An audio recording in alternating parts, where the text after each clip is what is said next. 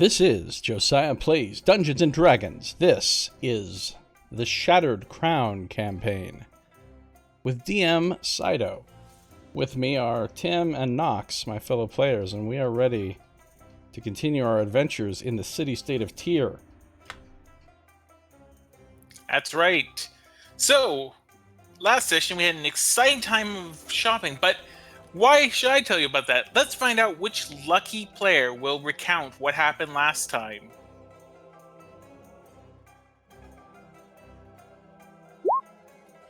Okay, Nox, it looks like it's you again. Again? Okay. Apparently the dice think I'm the chronicler here as well. Okay. Yeah. All right. So we started off the session, well, after having our little, what we had done in the interim and that type of stuff. We started off at the cafe that was kind of over around the southern part of Tyr, nearby Venice district. And we were enjoying a whole bunch of water, which was just completely fascinating.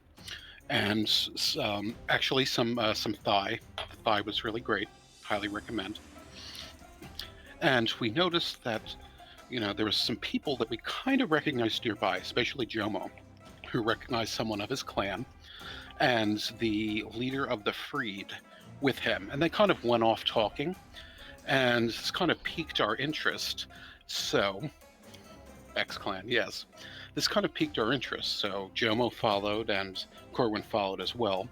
And with the help of Fenris, was able to kind of infiltrate their conversation and hear things about a certain bit of insurrection that they were planning, getting the people of Tyr, some of them disposed of, especially some refugees outside of the city disposed of and replaced by members of Jomo's X-Clan.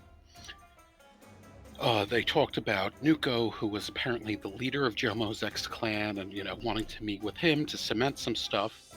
And we tried to listen further, but then got kind of tripped up with a drunk man who Corbin had the impression was a Templar, and was told that if we wanted to make a fortune, to go to a certain alley early next morning.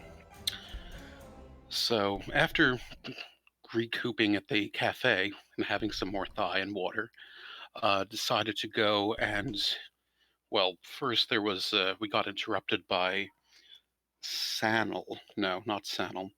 One of Ven's dispatchers, who told us to go see him, who was not pleased. Sit down. We were told by Sit Down to go over and to go see Van. Wait, did you just call her sit down? Yes, I heard Sit Down. Zitem. Zitem. And told us to go see Van, which we did, and pretended that we had no inkling at all that he might be a Templar. He warned us to stay out of the business. Satem told us, well, if she had the opportunity, she would take it if she could make a fortune, and Van would probably just not bother with us since we'd be in higher spheres. And after that, we decided to go and scope out the meeting place, and we did a bit of shopping. We did some tailoring for some nice Desert Rats costumes. We did get some fan art for that as well. We're looking for some more pieces before we figure out exactly which one we want to go with on the Velveteen. And we also sold off the Dwarven statuary, those 50 pounds. We sold off the Boulette claws, the land shark, and we sold off some Belgoy bells. And we actually opened a bank account. And that's pretty much the accounting of the day. Okay, pretty good. Couple of things. The character that you saw him with, Thalra, is not the leader of the Freed. The Freed, in fact, doesn't technically have a leader. Its closest thing it has to leaders are two people, an elf named Shivern, or is it half elf? 1 second.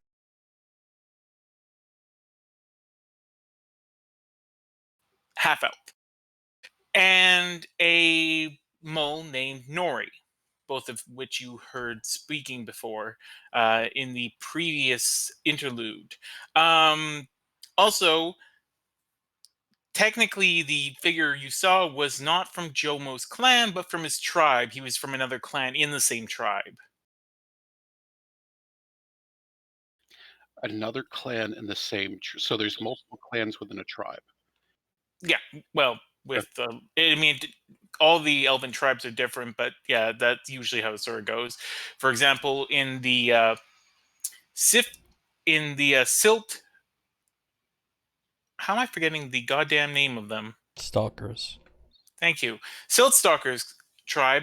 There's the Firebow, Fire Dagger, and Fire Sword clans. And it is sort of like occupied tier, except although really, wouldn't it be more the refugees who are the occupants? The freed are less so. It gets weird.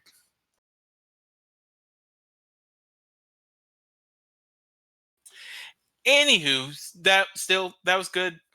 Another point of inspiration for good old Knox. You'll also be happy to know. Let me just. I forgot to update your.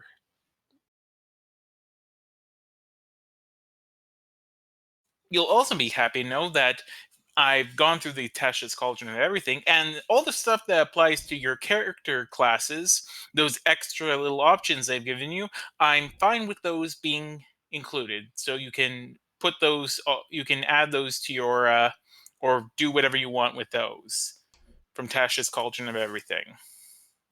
Do you actually have any that apply to us, or was it just like different subclasses? I thought.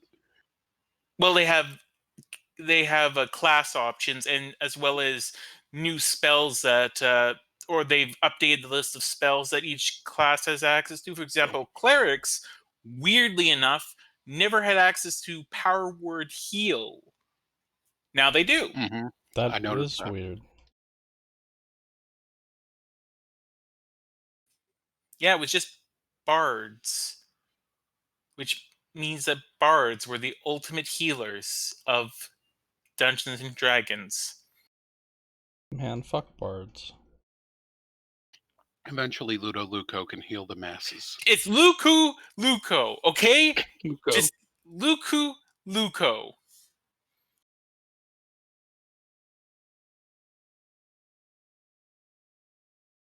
All right. God damn it. I forgot to keep the music playing.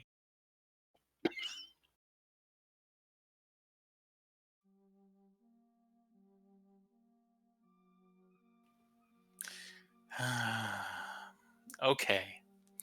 So yes, you just put in orders for tabards made of velveteen, though dyed desert and with red and black embroidery to resemble the desert rat for 50 enamel pieces, because that's a good investment. I have no doubt that it will pay off. Branding. We could have always put ceramic buttons on them as well. Yeah, I figured that was a bit too far. Yeah, you wouldn't want to just overdo the buttons. I'm just going to say, if you put ceramic buttons on them, I would destroy your characters. There would be a sphere of annihilation that would just manifest itself right around your characters.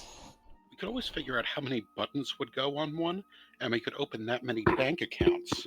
And at that point, we would get the buttons and be able to sew them.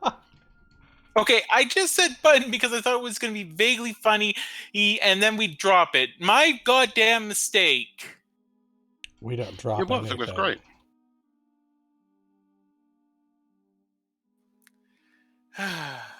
Anyways, so you've just left the silk dress, and you now have the remainder of the day, which is the last day of the. Oh no, that's right, you did also go to Athos Revealed and purchase all of their books and things, which right now hasn't done a lot, but once we get to the world map and once you get to other cities, you'll find that they are somewhat more marked up. Plus, they can also be used as tools. You might be able to use them in checks and whatnot. So they're always nice to have. So, what do you want to do? I guess I'll move your characters to Mathis Reveal because that's where you just were.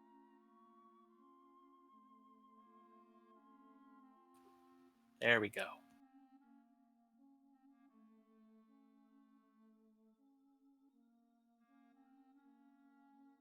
There's nothing specific that I would do really until our meeting tomorrow. Yeah. What time of day was this again? It is now 3 o'clock in the afternoon. Could still get a lot of shopping done. And that is what people come here for. True. Biggest shopping day of the year. It's like Cyber Monday.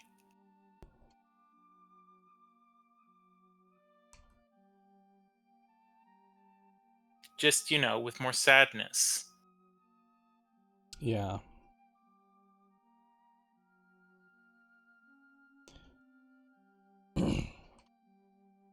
So, what are we doing?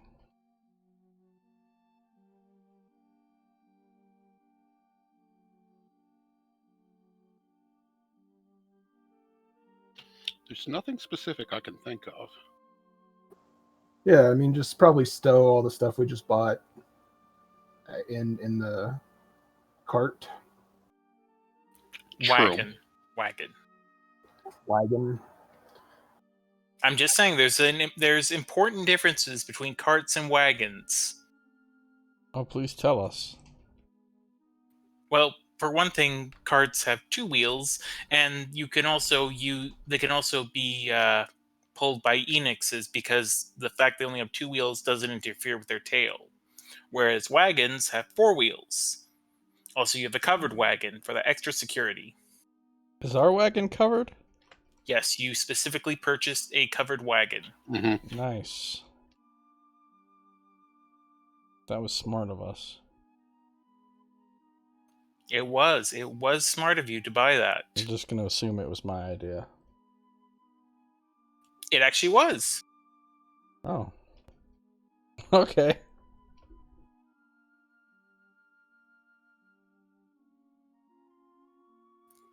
So, again, it's the last day of the festival.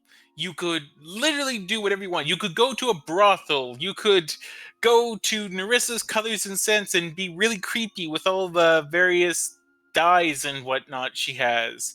You could go to, I don't know, the Brick Barrel and stare at the giant cap that's on a pit that endless sorrow comes out of.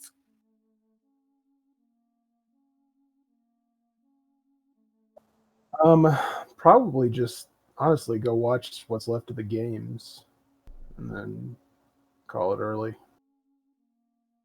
Okay. That sounds good to me. Meeting. Yeah. All right, so you head over to the gladiatorial stadium. We got to scope out the lesser gladiators. Yeah. Make sure nobody's challenging our one championship, which I'm assuming we're just champions of the city. Sure. I mean, you are technically champions of the stadium. I mean, granted, very minor ones, given that you were just the opening day's festivities and, all the big events occurred later. And these events that are occurring also are particularly, bit of a higher rank than you guys. But, you're still champions.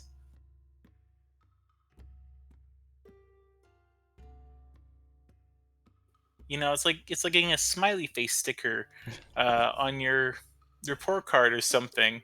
We went to the arena and we got a participation trophy.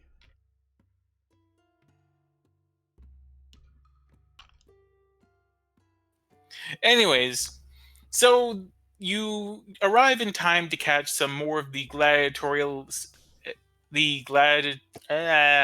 the gladiatorial splendor, which primarily involves with large men bashing each other over the head several times with maces and singing sticks and bolas, that sort of thing.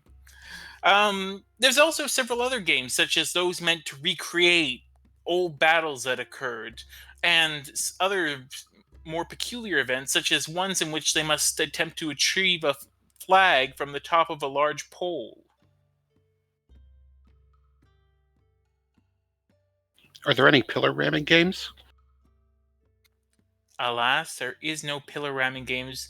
Oh. Although, just for you, Nox, there is one mole competitor who does attempt to ram the flag pillar to get down the flag, which Yeah. does not work. Oh. But the crowd was very impressed with him, even as blood was coming out of his ears. Yay. That's what's important. Mm-hmm.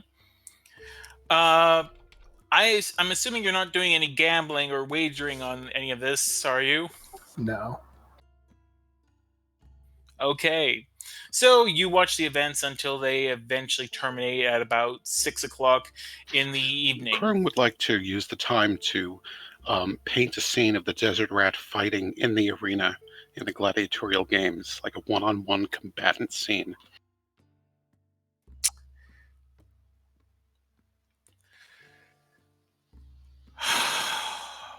Okay, Nox. Roll me those artist tools or whatever. Nice. God damn it, why do you roll so well when it comes It's to the most them? important things. Again, you managed to, in the hours you're there, you're actually able to paint a fairly good scene, which is marred only by the fact that you've included a rat. You feel certain in your heart of hearts that were that rat not there, you could probably get a very good deal on this painting.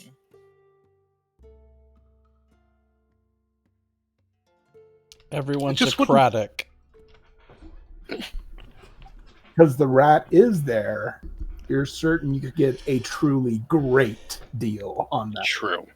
We just gotta find that one person who's like the super collector of rat memorabilia. Yeah. They weren't at the rat's nest. They weren't at the place where they weren't at the weird. I mean, I guess technically the place where they buy weird things at Balasar's Bazaar of the Bazaar did buy you one of those rat paintings, but none other than that. Just one. Anyways, so the sun goes down, and people are now leaving the stadium, which is a fair bit, despite the fact these games are not to the death, has a fair bit of blood spatter all over it. And as you go out into the sort of, well, I guess, pleasant, relatively, night, you see the masses of people and torches from all the stalls, people going out grabbing food and observing great feats of acrobatics. You even see Josie the juggler doing one of her routines.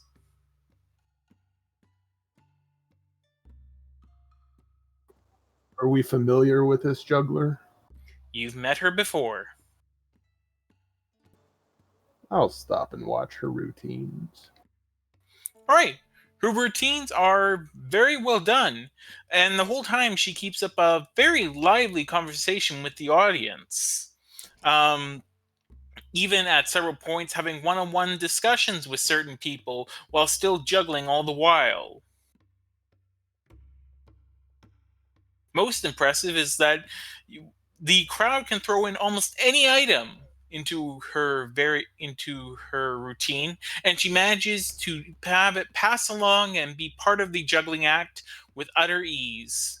So everything from a tankard to daggers are flying in the air.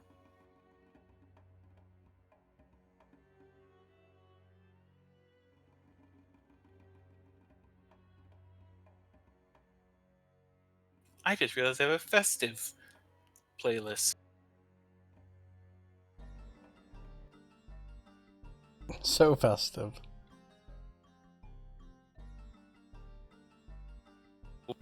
It's a shanty. Ooh.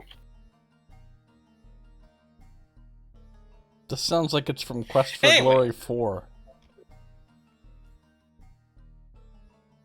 I wouldn't know. I've never played it. So what do you guys do after you finish watching Josie?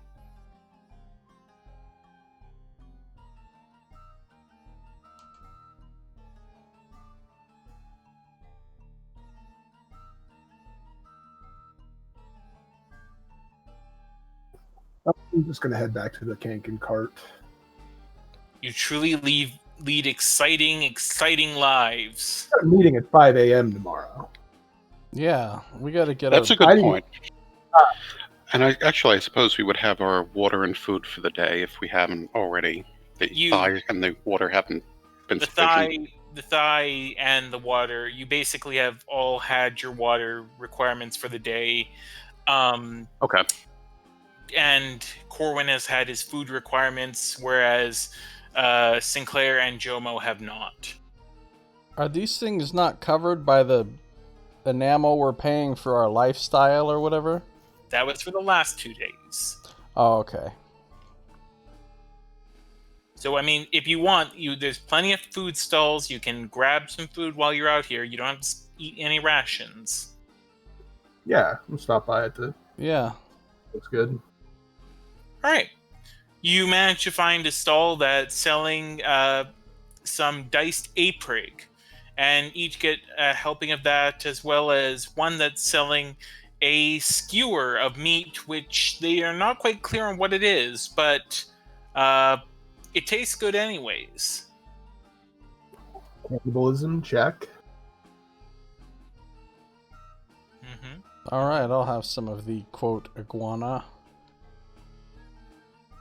Yes, exactly. Bob is a very trustworthy salesman. Mm-hmm. Tales of a Tier Town jerky vendor.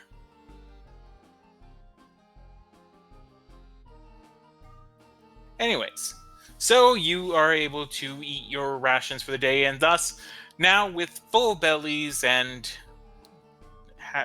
being sufficiently watered, you could go to bed if you want to without any repercussions. You heard it, guys. If we go to bed right now, we will suffer no repercussions for the rest of this session.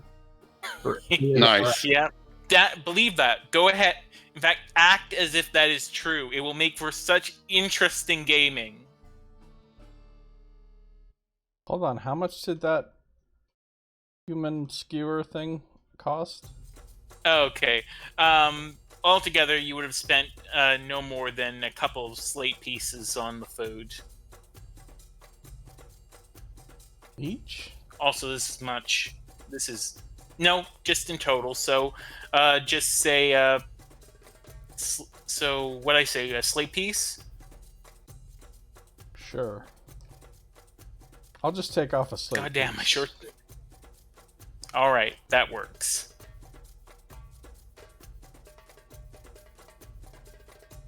This is very festive.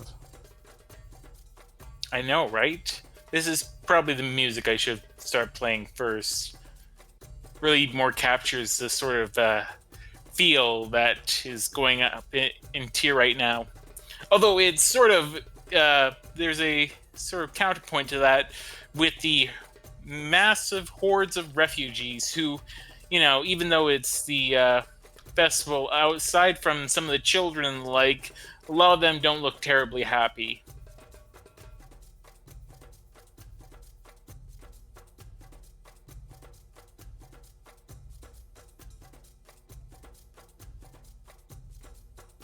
So, to the Kanken cart.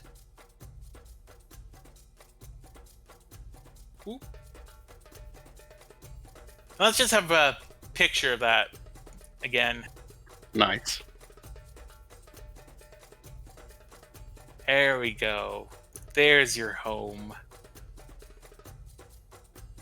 It's a nice place. So, it's the nicest. It is literally the nicest place you have access to.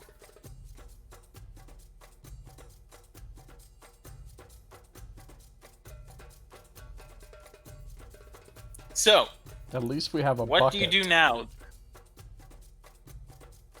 A pot, but No, we've got a pot and a bucket.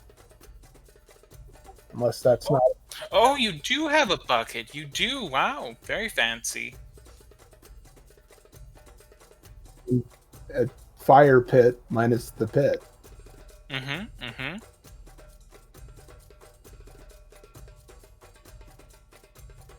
Just remember what you're using the bucket and the pot for. Just to prevent any unwanted tragedies from occurring. That's true.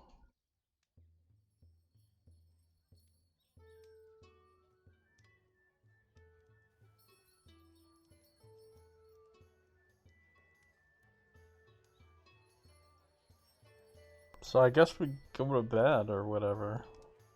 If You there's don't want to. wait, what? You don't want to do any. Try to learn any more reading and writing skills. Yeah, I'll do some of that. Sure. Okay, then. Yeah, Corbin will read the religion book a little bit.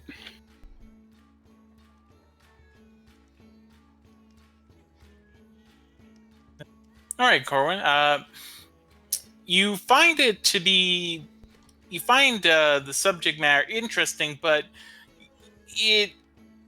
And ultimately, you do believe that if you were to study the book long enough, and had and preferably had someone teach you about it, you could become trained in religion. But just from the book, it would be rather difficult to get that level of proficiency. That's fine. He's just sort of reading through it now. Specifically, he's reading, maybe if there's anything he kind of anything about prismatics in it or anything like that.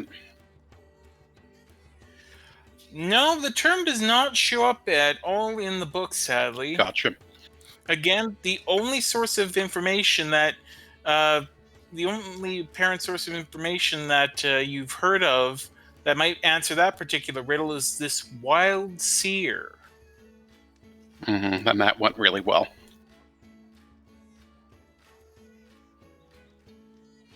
Well, you haven't met the wild seer yet. That's true. That is true. I was thinking of the events at the Tarn. Yeah, those didn't go so well. You probably won't be welcome back, or maybe you will. Who knows? Couldn't have gone better. Did we get a lead on where this wild seer is? No. Didn't really give much in the way of information. Though she said that they have been seen in Ultruk and Silver Springs.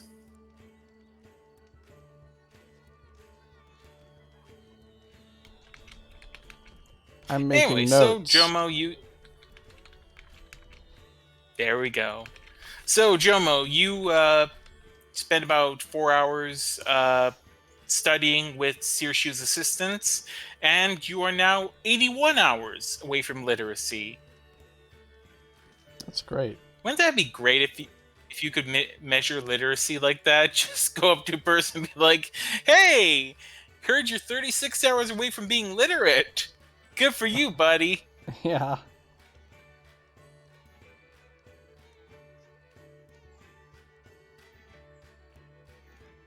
Jomo making the bold choice not to be able to read.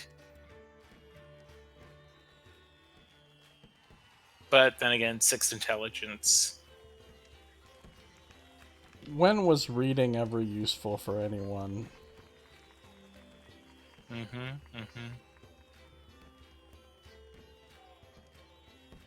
Well, You all do your reading, and then you fall into a sleep. And about what time would you like to wake up? 4 o'clock. Sounds like a good time.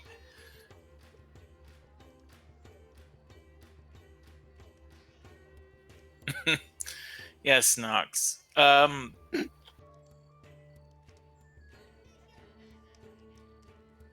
Well, in that case, festival's over.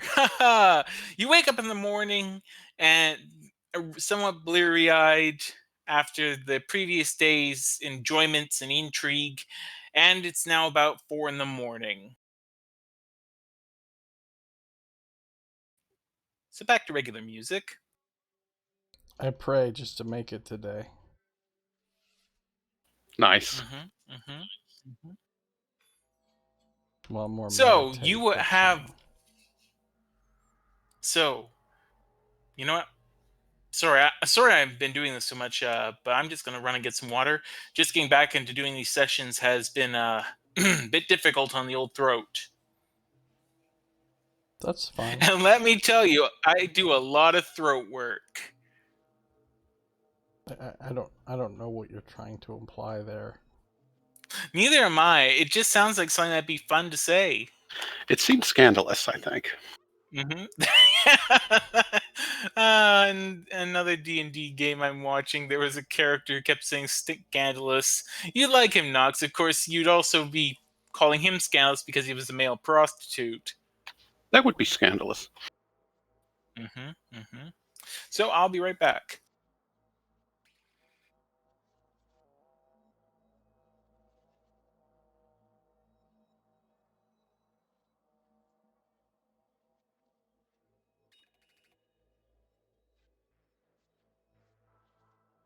We'll be here.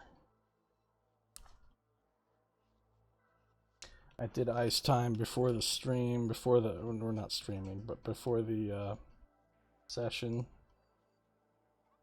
Nice.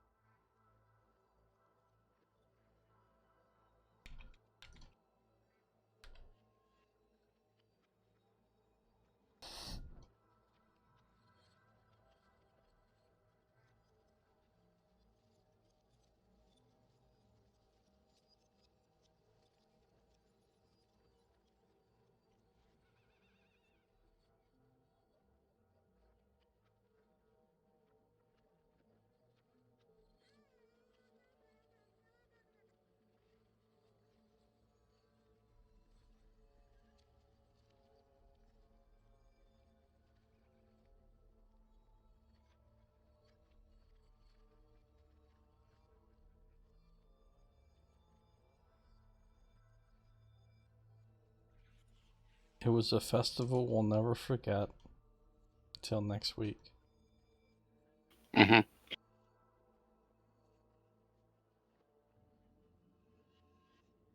When he calls on me to give the recap, it's going to be real short.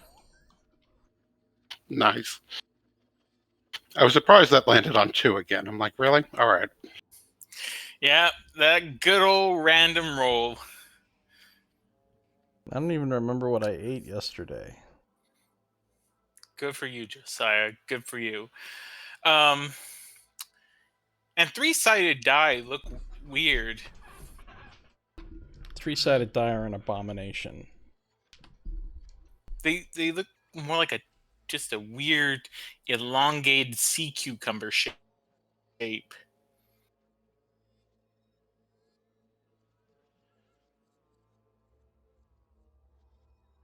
I don't accept their And then, existence. of course, you have. Have you ever seen one of those bullshit 100-sided dice? I know you remembered the name to them. I forget what they're called because they're named after their creator. And what are they called? I can't remember. Damn it, Josiah, you were so proud of the fact that you knew the name of them before. I don't even remember knowing the name. Oh, you did. Guy I forget what Gexahedron. I forget. Yeah, no. Sadly, Gygax. Although this isn't to say Gygax never put any bullshit D100s, because he did, and not for things like percentile rolls. No, for things like number appearing, 40 to 400, that sort of thing. Completely reasonable. Well, mass combat like that might happen in this game as well. Of course, when that happens, it might be a bit of a return to 4E in a certain respect for you, Josiah.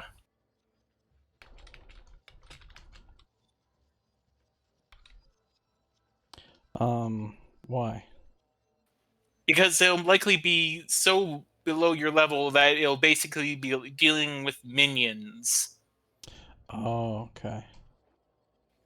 And then there's cleave rules and things like that. So, yeah, it won't be just an insane, okay, 5th session of this one combat. Let's go. Woo.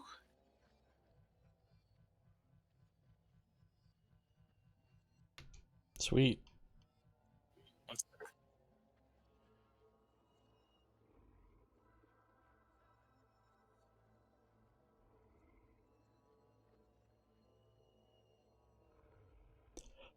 Huh. Something I tried printing out this morning just printed out. That was weird. Took a while, huh? Apparently, yeah. So, let's say goodbye to the screen. Heading to Back to the the map place, tier. I guess, huh? Yeah, food, water, then hit the road.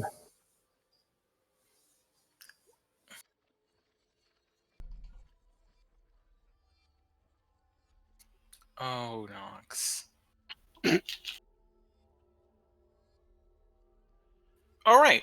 So you make your way, again, passing through the gladiatorial stadium to the meeting place, helpfully labeled on the map.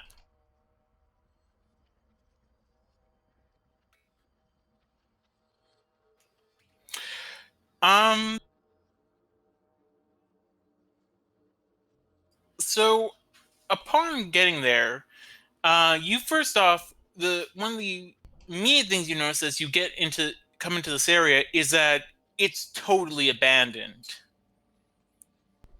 And as soon as you approach the entrance to the Is it dark at 4 in the morning?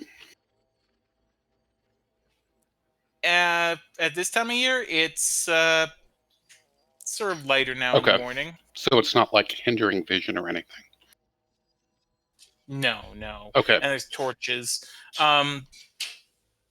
So you head to this mean place, and as you arrive to these, and now Sinclair did a very smart thing and scouted out the area. But as you arrive, you find that there's no congregations of people, nothing like that. Instead, standing at the entrance are two individuals in cloaks. Cloaks. That's kind of suspicious. Any symbols or anything on the cloaks? No, they look like rather worn cloaks. As soon as you approach, they immediately part and they nod as if to welcome you into this foreboding alley. Lovely. Looks good. Yeah, I mean, this seems like a legit thing to me, guys. Yeah, weird cloak So, guys. you enter. Yeah, let's go. Sure. Yes. It's not that light, by the way. This is just, one of the only maps of tier that I think looks good. All right.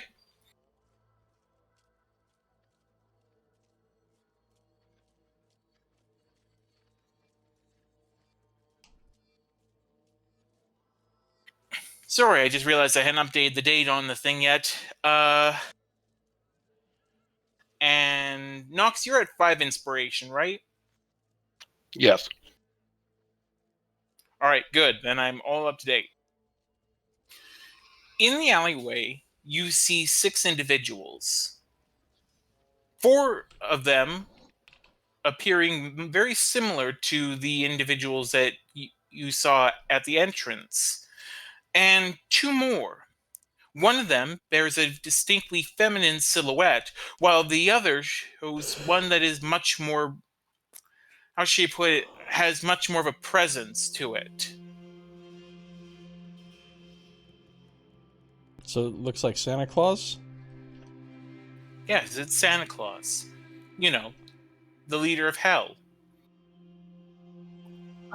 Don't know that. You haven't heard the story about jolly old Santa Claus and how he damns the souls of the sinful forever? Nope.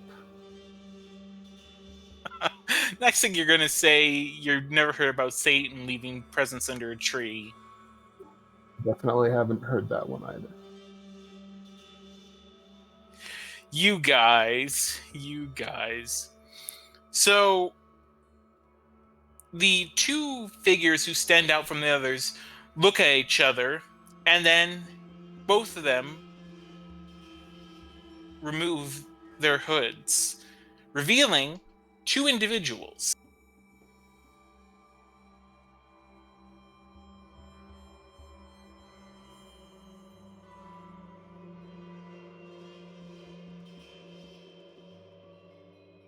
Okay, did the dude really remove the hood of his cloak to reveal that he had another different kind of hood on underneath?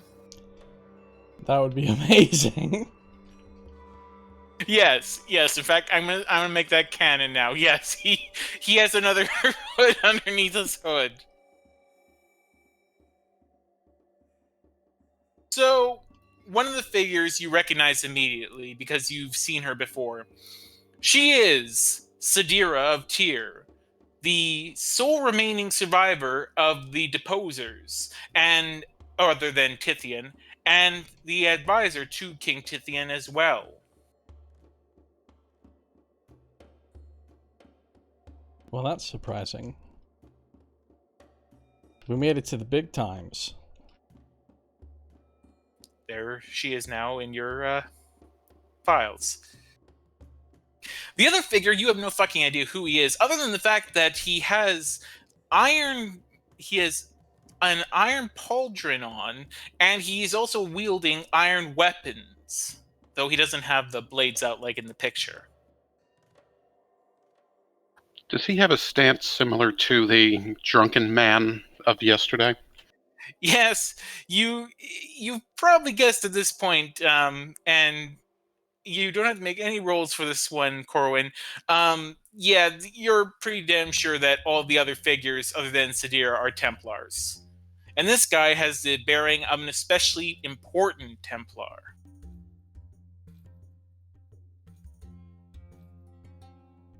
So, Sadira, she sort of comes forward, allowing a bit more of herself to show in the light.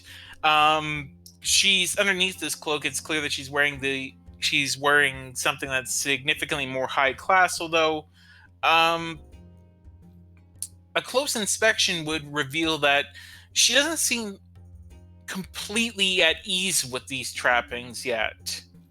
And she goes and says, greetings, champions of the arena. I am Sadira. I apologize for the clandestine manner in which we must meet. I can only hope. As she goes to say this, the other fellow steps forward and looks at all 3 of you. You 3 must be the ones who've been stirring up trouble in the city. So, you're the Desert rats. Is that right? That's right. I have to admit, I'm surprised to see that you three were able to defeat Ahmed in the arena. And I also have to admit you don't strike me as the usual sort that your employer Ven hires. He chuckles to himself in a rather dark manner. I can't imagine Ven must have been terribly thrilled with that particular victory.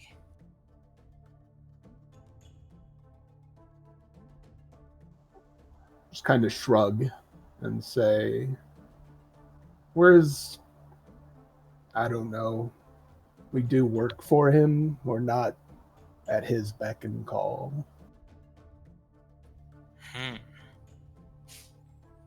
Sidira sort of looks at this man and then looks at you three as if she's waiting for something. But this man is just being completely silent.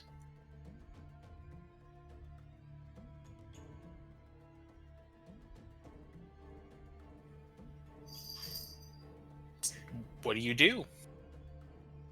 And don't worry, don't think that at the slightest wrong thing you say or anything like that, something horrible will happen to all of you. Just be yourselves.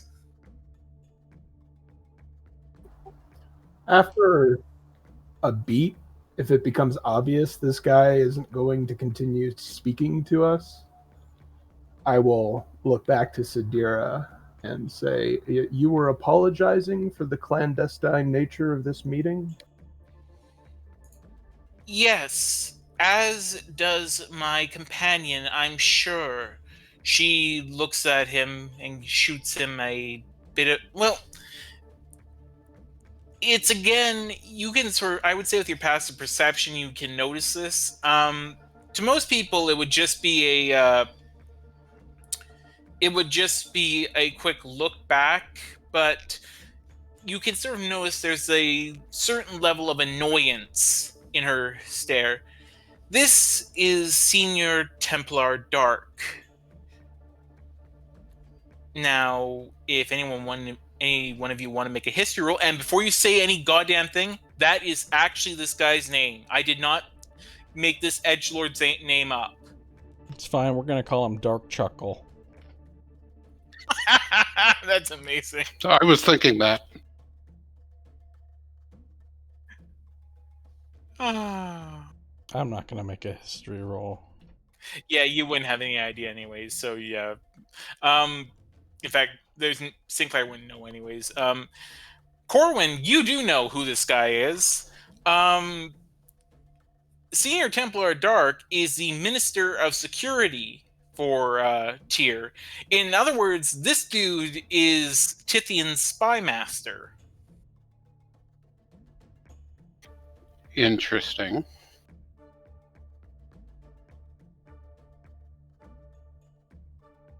So, do you say anything, or do you let Sidira continue? So she was casting an annoying look over at him. Mm-hmm.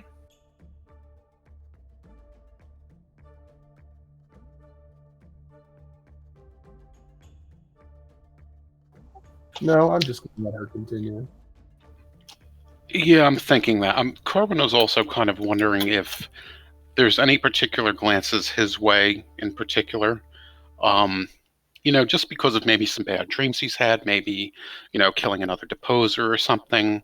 He's not necessarily wanting to draw specific attention to himself. He's specific a lot there. True. No, she doesn't seem to be giving you a second glance. She Okay. continues. He is the most exalted Minister of Security for Tyr under our good Lord Tithian. As she goes to say more, Dark steps forward and loudly clears his throat. Yes, thank you, Lady Sidira. I have come to you, sought your services. For the city of Tyr has need of outside contractors to deal with a matter of grave importance to the city. For dealing with this threat, my department is willing to pay an exceptional sum. And well, we've heard a lot of very vague words about the amount of money we stand to make from this transaction. And I hope now we're at a point where the vagaries can resolve into something more specific. He looks at you, nods. Very well. If you are willing to act on our behalf, we are willing to pay you 5,000 enamel pieces.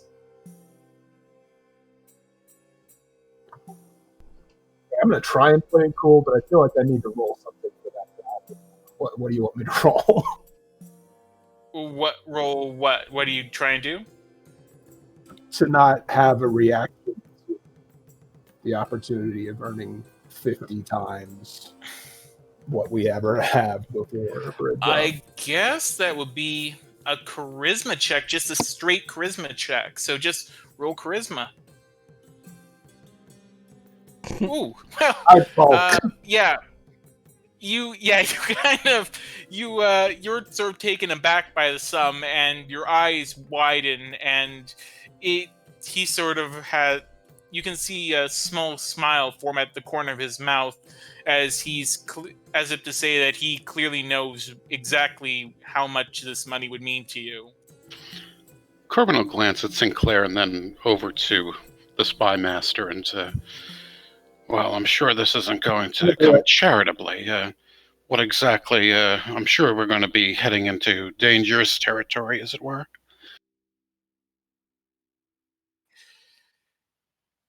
You have to understand that this is a very severe matter for the city, and I must act in the city's and our Lord Tithian's best interests.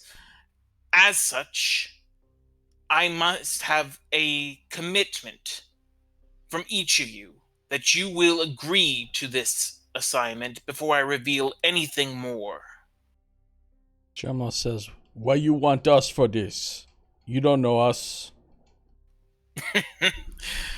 I think you'd be surprised how much we do know about you, Jomo Firebow. Well, perhaps putting it another way, what makes you think we have the qualifications for this clandestine operation?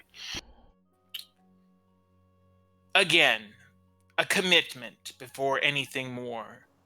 Yeah, we'll do it. Okay. So are you all going to agree?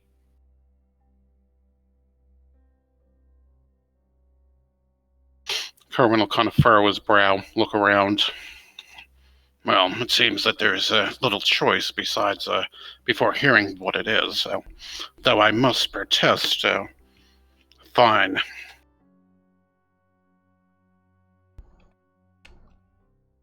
What about you, Jomo? Jomo looks suspicious.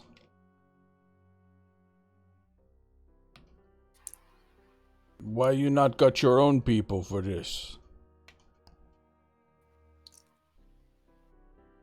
Again, I will...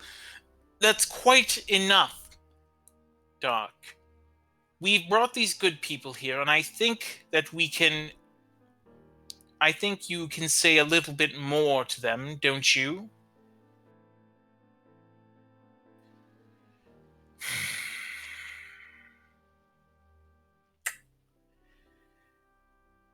Yes. Very well, your lady. The fact of the matter is, you've proven yourselves to be of some degree of martial prowess, as well as outsiders, and, Sidira suddenly interrupts, as well as the fact that we need someone who is an outsider to, well, to put it rather uncharitably, to hunt someone down. Someone whose continued existence is a demonstrable threat to the peace and security of both the citizens of Tyr and the refugees.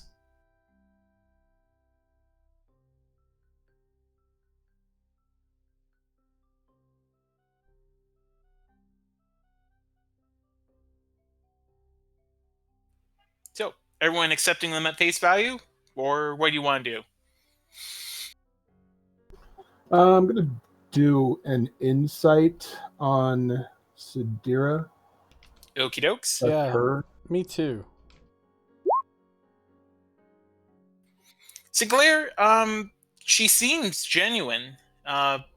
You're not able to get the best read on her, and Jomo, same for you. She does seem genuine in what she's saying, but you're not able to get the best read on that on her.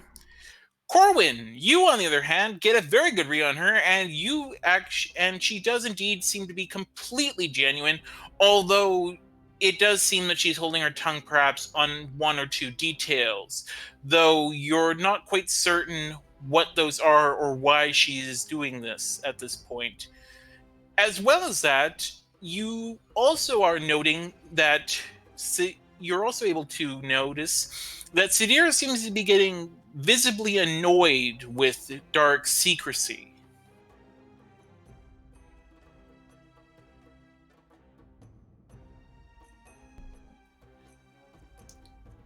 Look, Dark begins. Should you agree, I've also been authorized to allow you to know that the Templars and the Tyrian Guard will be willing to overlook any past transgressions the party has made against the state. Sadira again shoots him another look. She then says, yes, performing this service to Tyr, secretive though it may be, will earn you a great deal of gratitude from the crown, which could open many doors for you in the city and beyond. As she speaks, Stark simply stares silently at her. Jomo says, "What is Trangesserin? Whatever you said." The two of them look at each other, almost a bit amazed by the fact that you don't seem to know what that word means. Sadira goes, that is what Doc is attempting to say, is that any approbations of the law, any sort of how should I put it? Any sort of things that you may have done necessary to your survival, though they may have been, which were not exactly legal.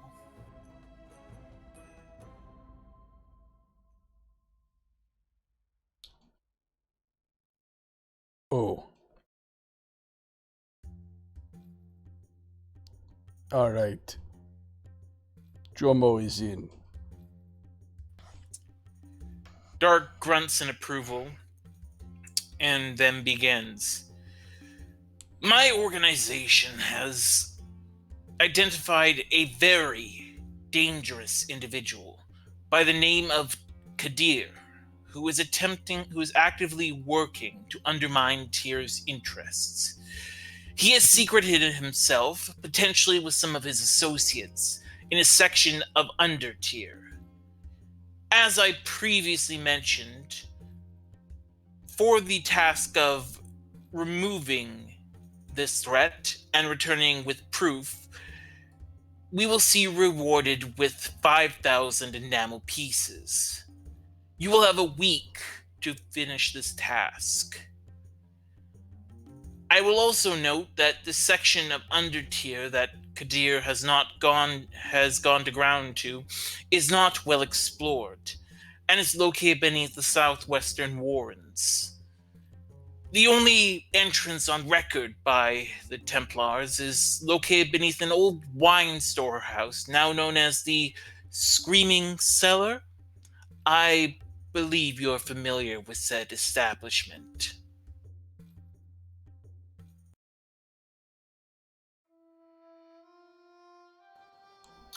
Wait, you want us to go under the Screaming Cellar? Exactly. All right, yeah, we've tried already. It did not end well. Well, try again. That's all I can say to you.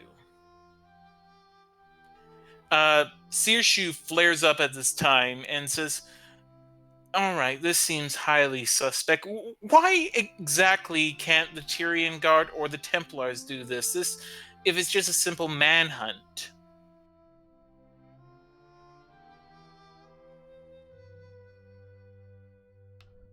That's what I'm saying. Sidira looks at him and says, "What? Who are you talking to?" I don't understand why your gods or Templars can't go down and do this. Dark just looks at you stony-faced and says, "You have no need to know that." But as soon as he's done that, Sidiro takes a step forward and looks back at Dark, saying, "Really, Dark, I think we can offer them that amount of information. This is a sensitive time, and the matter itself is sensitive. You see, this following the deaths of Aegis, Neva, and Rikus, everyone make a perception check."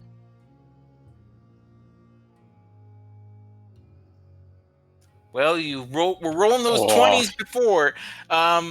Okay, Sinclair, you're able to see this pretty clearly. She shows visible distress when she says this last name. As if Rikus meant more to her than... No, he spells it dark. Literally, he spells it dark.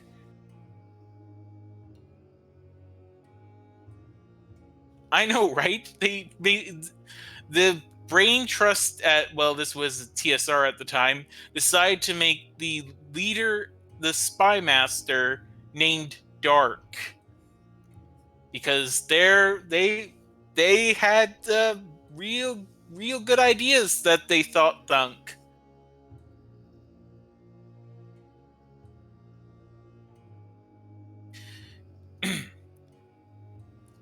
Yes, and any action taken by the Templars against Kadir could be seized upon by others seeking to undermine Tithian's authority. Dark seems a bit alarmed by the amount of information she's sharing as his stony-faced gaze breaks, and he quickly adds, "We're also not fully aware of the dangers involved, and quite frankly, we are unwilling to risk Templars, especially true Templars, to this threat." So in other words, you can't get past that dwarven ghost either. Well, before you say that, Corwin, Sidira, with very sleight of hand, like, she points a finger at you while sort of crossing her arms, and you suddenly can hear a voice in your ear. And it is Sidira saying, "Be very careful in dealing with Dark. But I'm sorry to say that at this point, refusing him or this mission is impossible."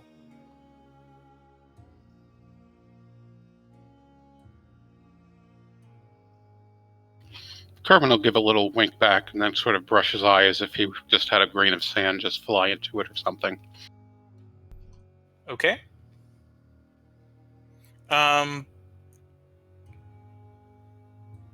So, yeah.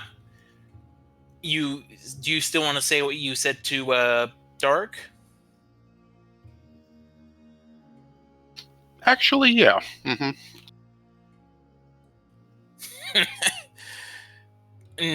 My Templars, my actual Templars, would be more than a match for any such spirit of the damned, or whatever is residing in that fetid cellar.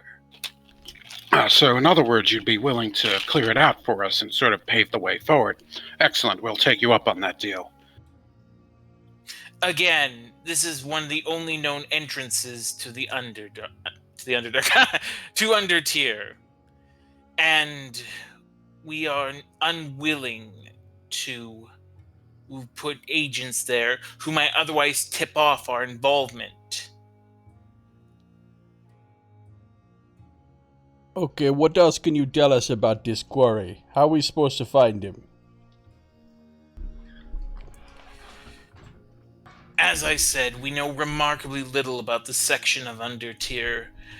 The area is, like the rest of Undertier, is a complete mess of ruins from several different eras across Tier's history. There's nothing else that at this time that you need to know. Sidira looks at Dark, but she also seems unwilling to share anything more, although in her case it seems more like she's worried that sharing anything more would earn some sort of reprimand, or more of a reprimand. How do we contact you? We'll have agents watching. Once you've dealt with the problem and have brought proof, simply return to this place, and you'll be rewarded, and, well, any additional rewards that are due you will be granted. A evil villain line out of a movie. Yeah, that means I want to Okay. make another insight check on that shit. Okay, go ahead. Okay, again, you think he's not telling everything, Jomo, but okay, Corwin, you don't think he's telling everything, but you also suspect, you're unsure, even with that check, you're uncertain whether he even has the full picture or he's operating under someone else's orders.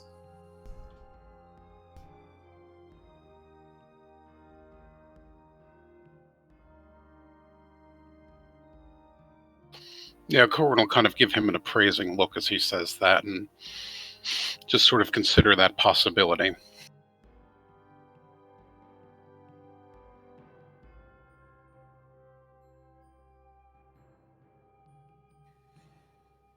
So, is that all? No, I mean, we'll do this, but your offer to look the other way for all of our previous transgressions will also apply to any transgressions we now must make in order to get this accomplished. That goes without saying. No, it really doesn't.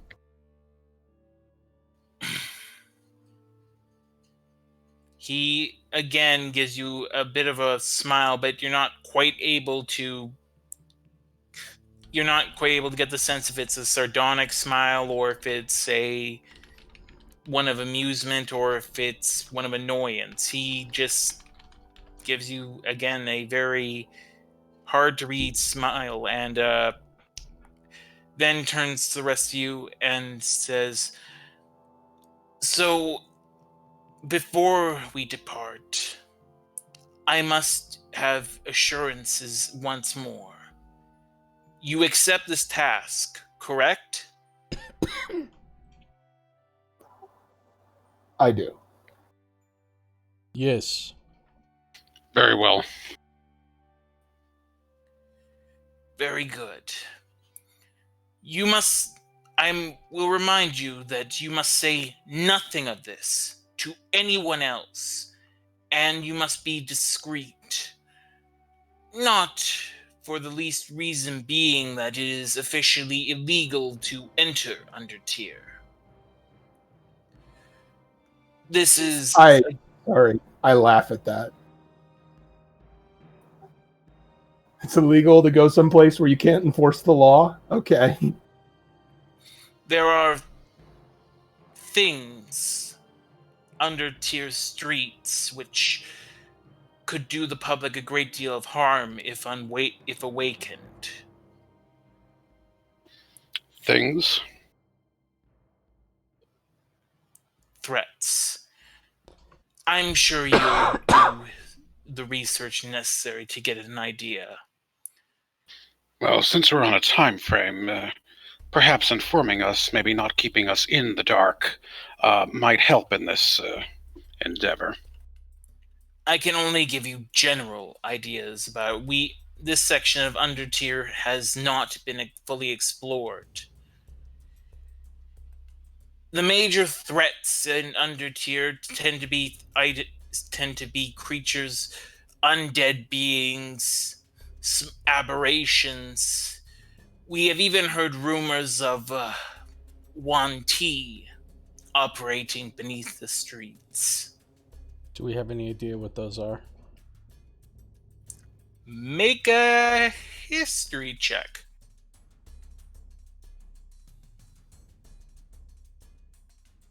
Ooh.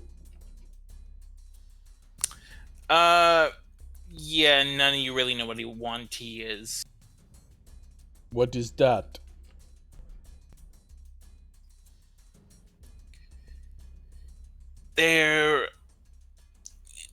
Sadira cuts him off. They're a sort of snake people. A very dangerous and devious species. They can be extraordinarily cruel.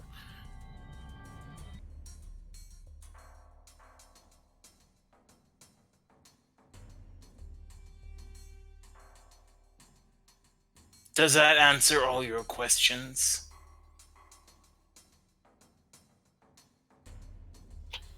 Well, is there anything you could possibly give us or outfit us with that would, let's say, increase our odds of at least getting into Undertier, or navigating what you know of it, or any sort of advantage like that?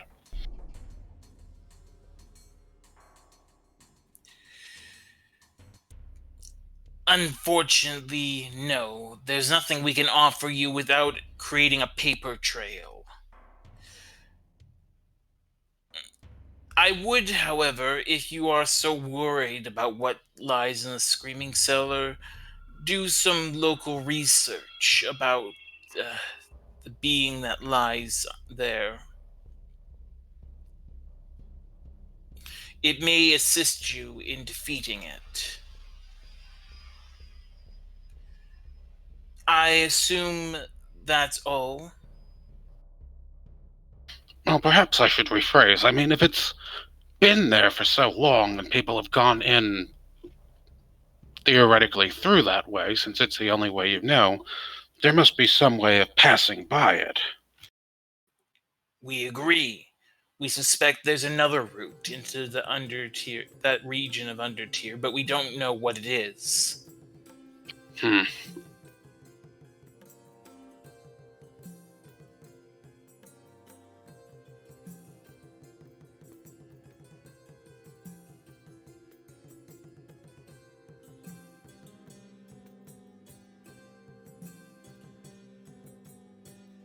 Holy shit, Dark's voice is ruining my throat. Okay.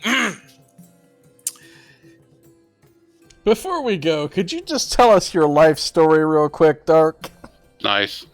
Dark throws a dagger at your head and kills you instantly. For just a second before I die, I've got a metal weapon. Yes, you do. And you die, and you also died in the same way as the first person dies in Battle Royale. So, good for you.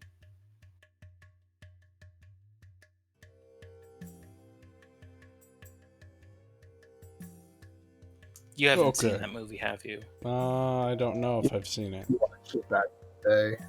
It's good. What is it? Overhyped, like it comes out of that island, but yeah, it's good.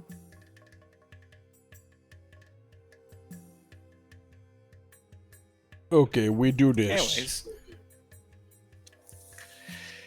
Excellent.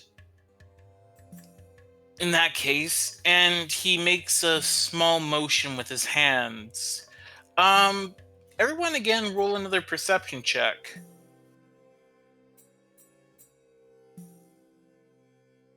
Cut the games. So, Corwin, you see movement on the nearby rooftops. And you catch you think just the slightest glance at what you think is a bow being moved out of firing position.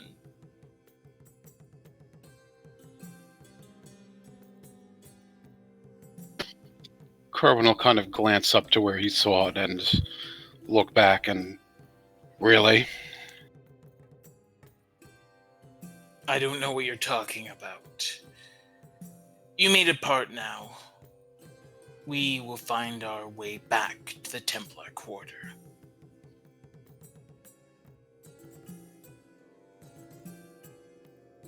All right, I will depart now. Okay.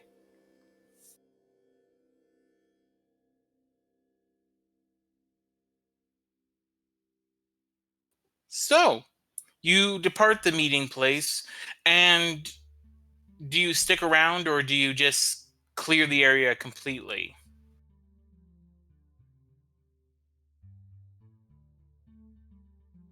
Why would we stick around? I don't know. I'm just asking.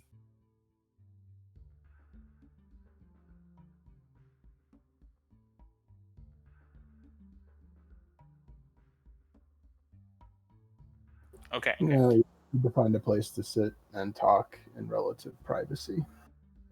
So, what do you guys think? Back to the room where we will struggle to overcome the depression of our surroundings, or try and find some corner at some place, hoping that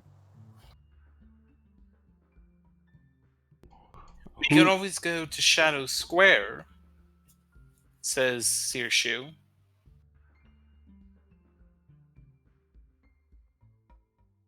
Why we go there? Again, relatively close to the place that you have to go to, and also you can get a drink or something. I thought that would appeal to you.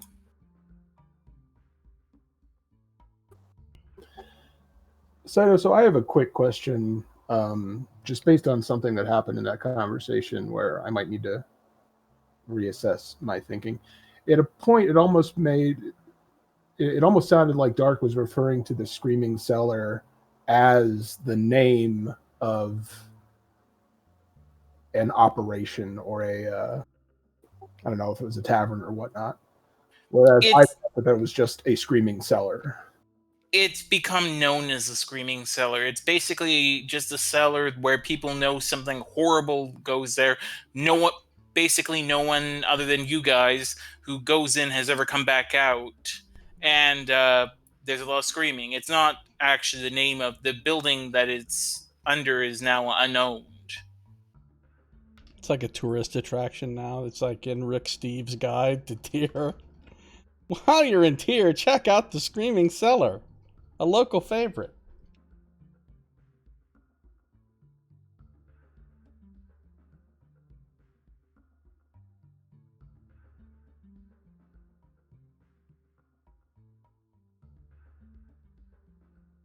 So where do you want to go? Yeah, someplace near Shadow Square is fine. Maybe the Happy Dwarf. Have we been there yet? I think you have been to the Happy Dwarf. You've definitely been to the Midnight Sands. Jomo's got some good memories of that place. Yeah, it's the best. Was the Happy Dwarf where the fall guy was?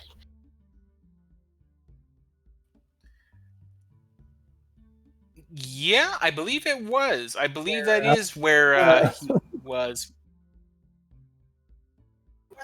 One sec. What was his name?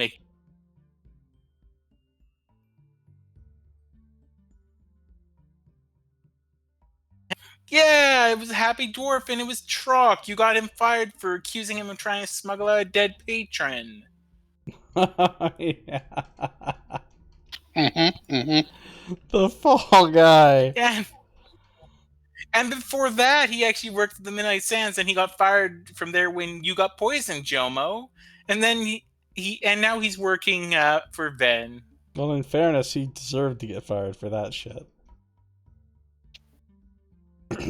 Yeah, well, we gave him that tip, that he could be the professional fall guy of tier. It's like, oh yeah, we'll blame Chalk.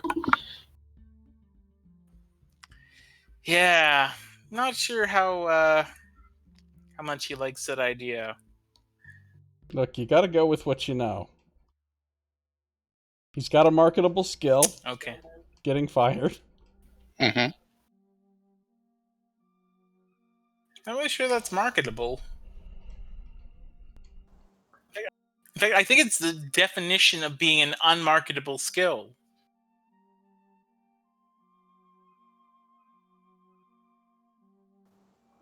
It's like that skit, like with the delivery people. Like, okay, someone forgets to deliver, put the package in the mail or the letter in the mail. So they go to this place, and you get, okay, well, how old do you want this to look? Okay, well, we can backdate it. Here's a rubber stamp. We'll dip this in ink and make it look like tire tracks went over it. Okay, we can bend and crease this. We can rub this in the mud. Okay, now it looks like it's been 3 weeks old in our possession. We can deliver it now. And that's totally marketable. And this is where we learn about Knox's second job.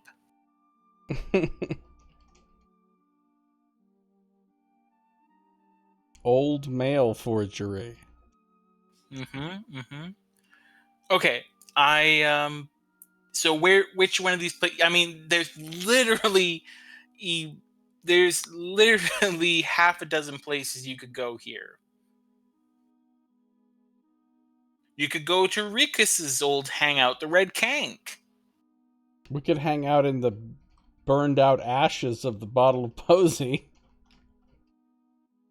You could do that, yeah, although I think there's probably going to be some tooth cutters around there. We've just been given carte blanche to commit any crimes we want, and we're pre-forgiven. Right? That's true. Let's go raise some ruckus.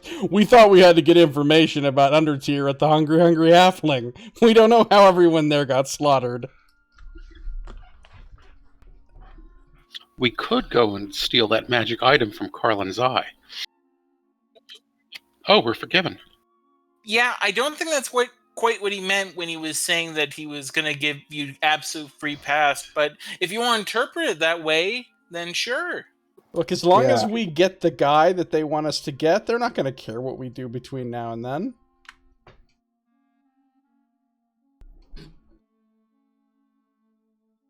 Well, again, you do you. You do you. You be the best you can be. There's only one kind of me, the best one.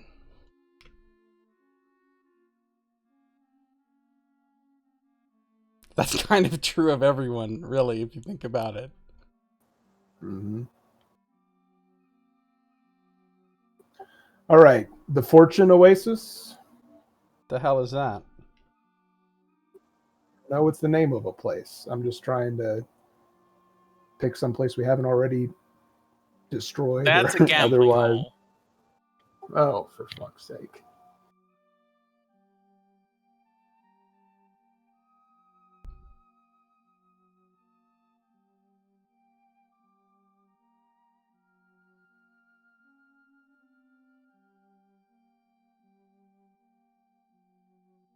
the ever important choice of where are we going to drink our imaginary drinks before we go into a cellar.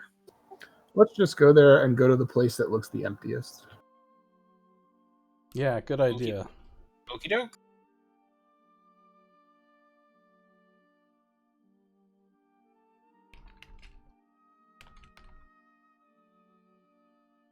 Let me see here. The emptiest place would probably be the Midnight Sand. But that's where Joma got poisoned, so I don't know if you have any lingering issues with that. Look, it can't happen twice at the same place. Right? Although the ex clanmates are in town. That is true. That is true. I've got my hood up. I'm trying to conceal my features as we go to the Shadow Square and the Elven Market area. Oh, it'll be so much easier once you have those tabards, because, I mean, then you'll be so incognito. Mm-hmm. Well, it's not like we're necessarily going to wear them all the time. Then what's the point of having them? They're tabards. They're meant to be worn. You've got to show flair. See, and you said you didn't understand what we were doing. Sometimes you gotta go I may have plain come to clothes, appreciate it. though. That is for the common people. You are not common. Jomo, not Firebow. We gotta try to catch these toe cutters riding dirty.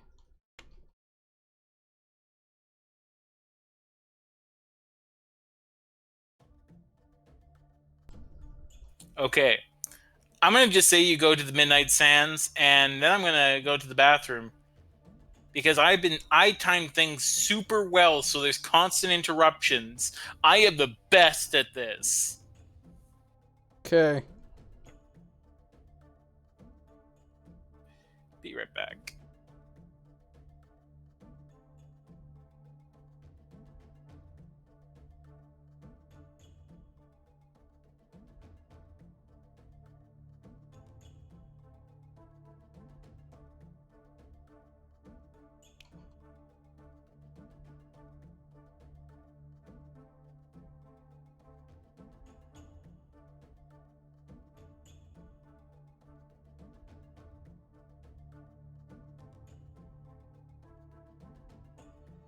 Where can we ask around to get information about the Screaming Cellar? That's what I was wondering. Nox, do you have some kind of old-timey typewriter going in the background? No. I was flipping keys, though, so that could be it. It's an automatic cow milker. That's true. The Milk-O-Matic 2000.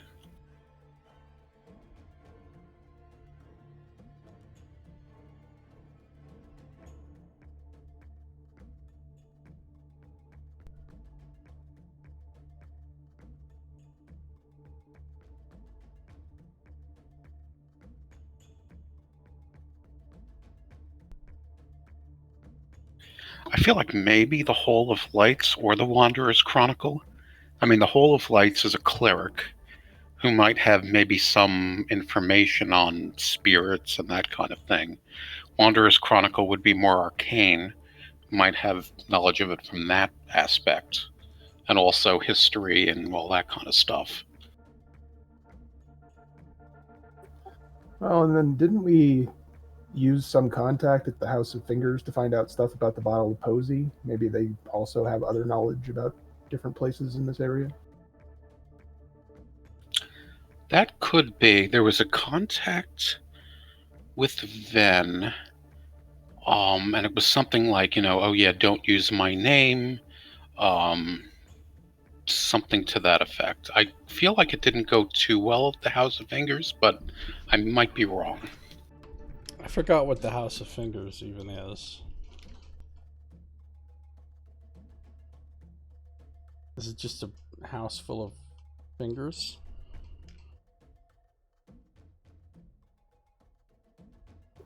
Yeah, it's a Bard Guild house. Do they serve little finger sandwiches and like fingers of scotch? Oh, apparently it's like wallpapered in finger bones.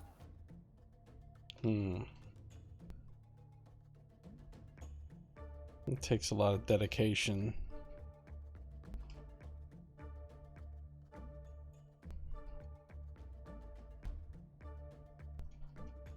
With this princely sum, we could afford 2 metal weapons. Could we? How much do metal weapons cost? Rick quoted us 2,500 enamel pieces per metal weapon. Jeez. A metal weapon costs basically 100 times the amount that a regular weapon would cost. So it technically the prices are the same. So when it says like I don't know 5 gold pieces, it does actually still count as 5 gold pieces. Just that the base currency now is the enamel piece, which is worth 1/100th of a gold piece. Oh, so it would be 2,500 for a metal G.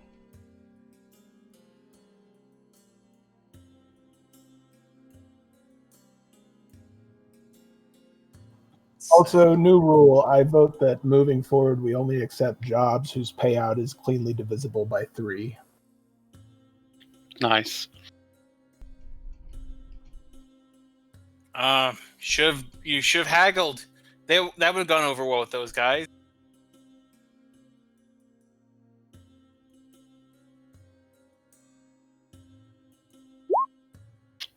I'll just skywrite. Can we renegotiate? Say we're Well, gonna need 5,001. Because that way we can divide it up evenly.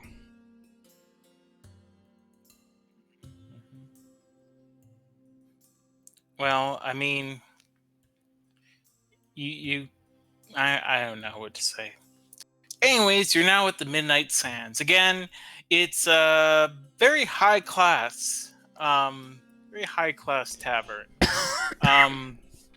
You see there are silk sheets blowing in the wind, incense burning, and if it wasn't for the fact that Jomo, you took a poison that sort of killed you, here, you'd be completely at ease. I mean, Sinclair and Corwin, you guys feel completely at ease. You don't really feel any problems whatsoever. It's just Jomo who feels the slight bit of apprehension.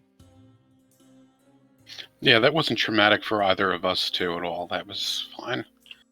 Yeah, I mean, remember who was it? Which one of you two was it that dropped Jomo on his head as he was dying, and then stepped on him because that wasn't that wasn't cathartic for me after certain peasant incidents. Nice.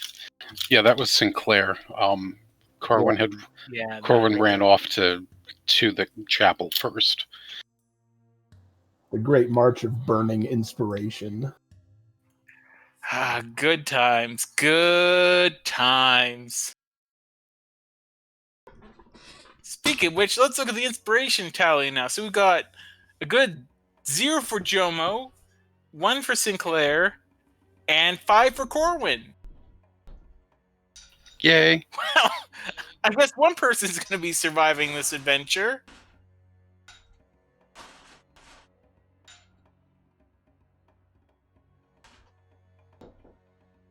Anyways, so what do you order? Noting, of course, that things here cost somewhat more than most other places. I don't see one of your little handouts for this place. I know. I didn't make one for every damn place in Shadow Square. Okay. We can wait.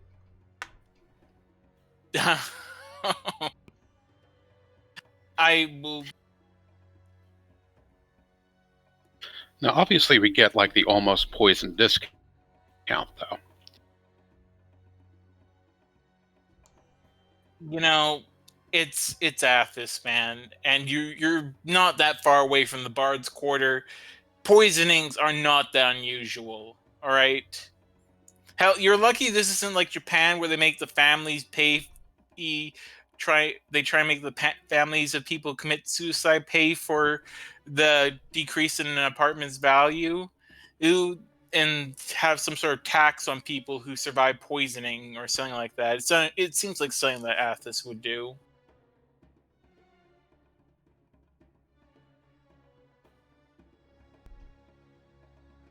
It's probably where like the phrase taxidermy came from. What? Because if they don't make it, then then you could do a taxidermy instead.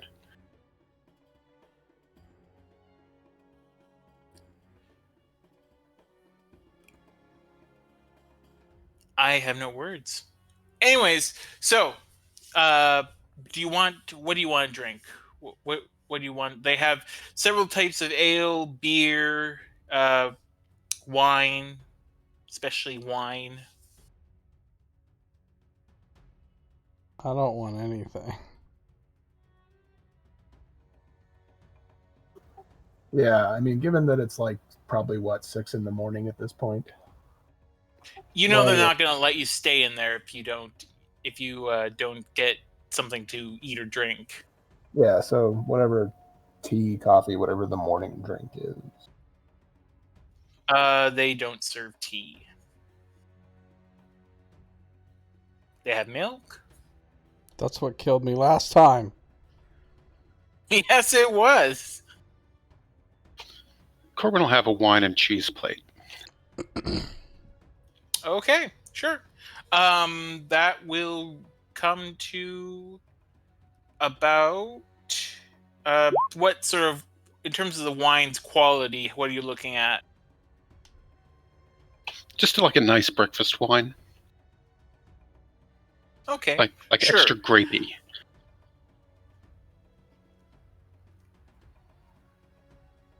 Okay. So that they bring something out, and it comes to 5 slate pieces. Okay, yeah, Corbin will pay that. All right. Anything else you guys are getting? Maybe just water. Okay. That will come to about 4 slate pieces. I mean, not slate, ceramic pieces. All right. What about you, Jomo? I mean, Sinclair just bought a gallon of water, so you can share it if you want.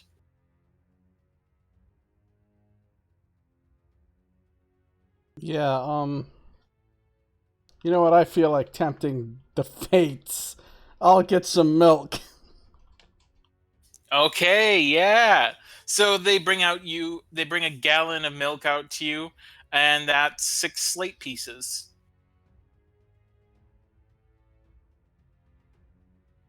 Alright, before anybody eats or drinks anything,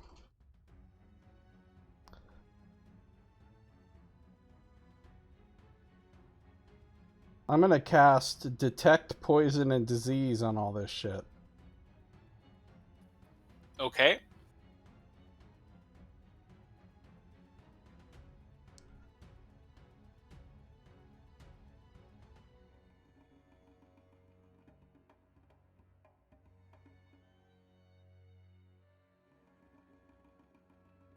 So, yeah, I do that. Oh, I thought you were gonna put in the little thing, but no, you don't detect any poison in any of the food or water or milk or wine.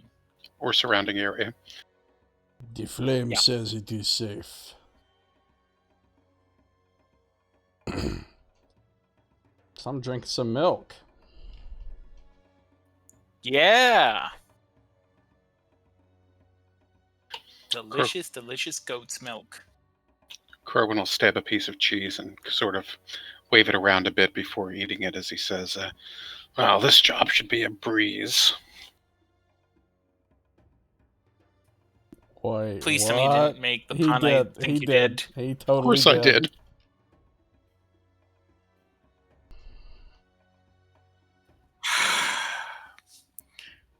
I can't add poison in now because he cast a spell, but Exactly.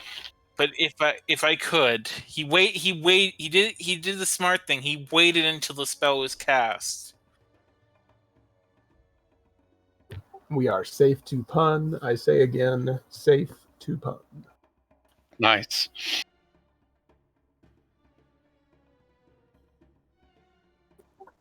Yeah, I don't know what that was, but we certainly don't have the full story. It makes no sense as to if they could easily deal with whatever is in that cellar over there. They don't deal with it. And revealing that the Templars want an enemy of the crown dead is sort of like revealing that this water is wet.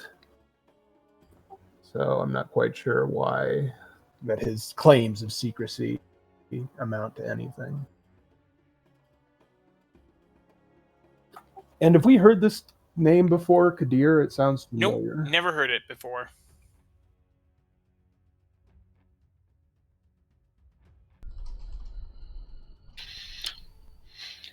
Yeah, and you think they would have dealt with that spook in the cellar, or at least had some information on it to give us.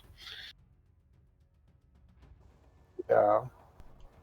It almost seems to me that you're right, Corwin, that it's got to be some kind of a trap or... Security system. Yeah. And especially the way he was encouraging us to go and research it, even though we only have a week. Right. And, I mean, once we get into this undertier, we have no idea where this Kadir is, or what he looks like, or how to find him. Oh, I will say that he would have given you a general idea of his appearance. That much he would have done. How generous. Guys, I have to step away for just a minute. Corwin will stab another piece of cheese and sort of wave it around before he says, basically it was like they were just, they gave us the assignment and just sort of pointed us toward the screaming cellar and said, good luck.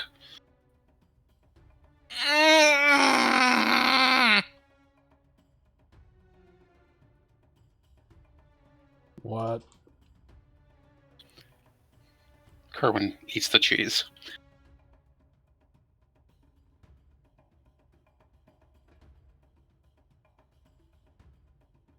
God damn it. I can't camembert any more of these puns. Nice. Asking us to accept these is an Emmental order.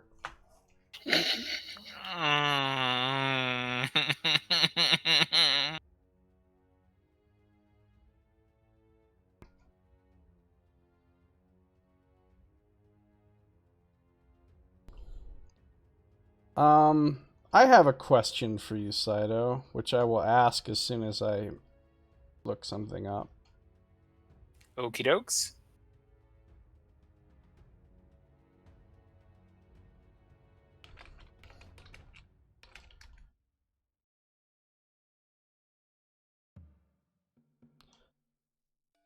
Okay, so second level spell, Continual Flame, says it uses ruby dust worth 50 gold. What does that cost in Dark Sun money? Well, if you look under the spell list, which I put on here, that's 50 enamel pieces of ruby dust. Oh, okay.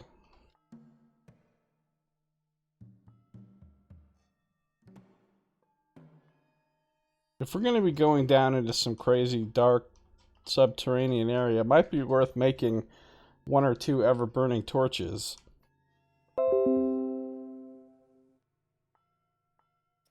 That is true. Two of you are distinctly without dark vision.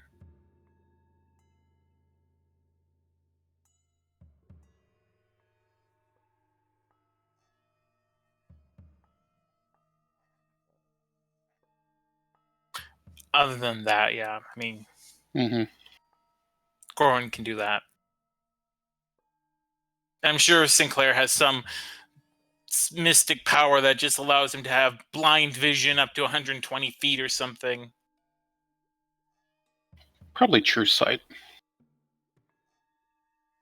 Yeah.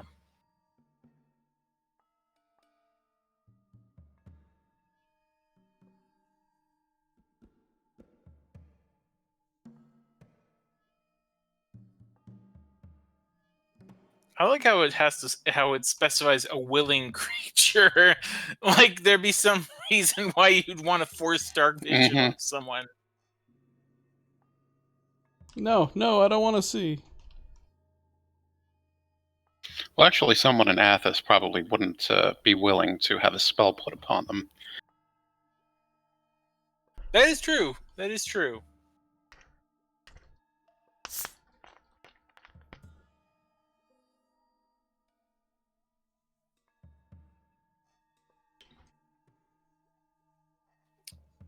So Tim said he was doing something?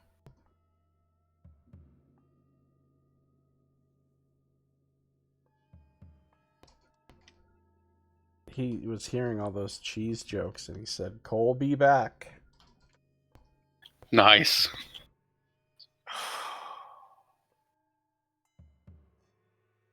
I just had to just pepperjack them in when I had a chance. Mm.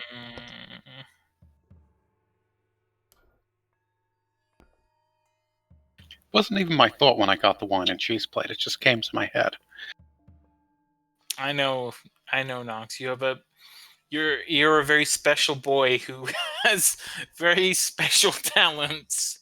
Yay.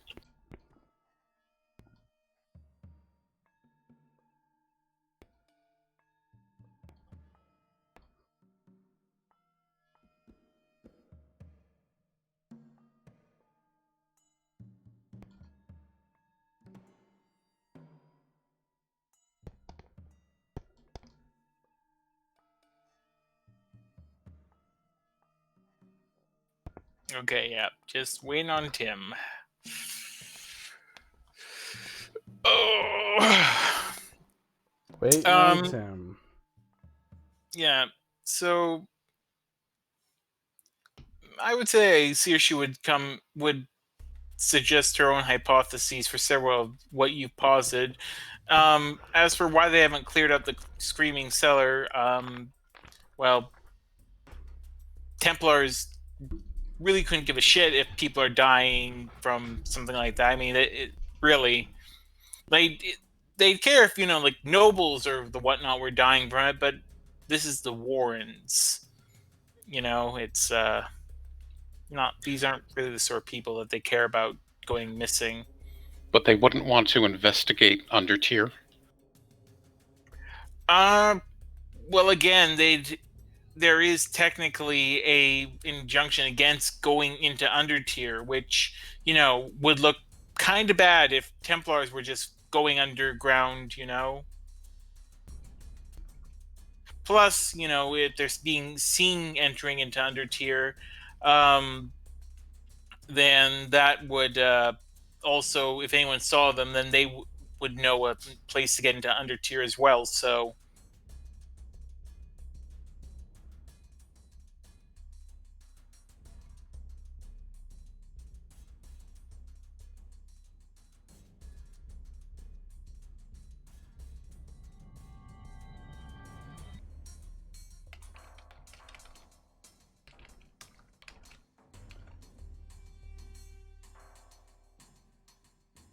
Does Undertier span the whole city?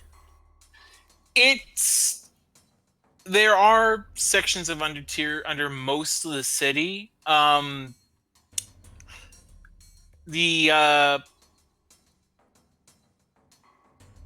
not all connected with one another. For example, this appears to be a distinct section of Undertier that is not connected with the other parts. There's a particularly famous part of Undertier, but that's located more under the Nobles Quarter and Merchant District. So it's a specific Undertier of Undertier. Yes. Also, welcome back, Tim. You missed more cheese puns. Oh man. When are you uploading this, Josiah? I don't know. When it's released from the vaults.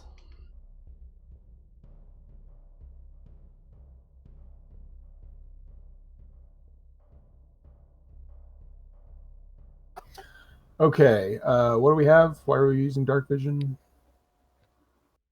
Oh no, we were just Jomo was just I was just thinking that it would be a good idea to have some torches for undertier, but let me see. Okay, random transformation. And I was just knowing that two of the party members don't have dark vision, but Corwin / Nox was just remind me, yes, he technically can give himself dark vision. Although, did you pick that as a... I'm guessing you picked that as a spell then. Yeah, it is a spell that he has and prepared for today. Okay.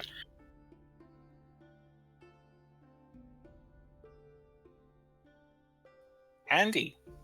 And remember last time when you guys were talking about the Screaming Cellar, and I was just thinking, oh, this makes me happy because they don't even know that they're going there. Oh, it made me so happy.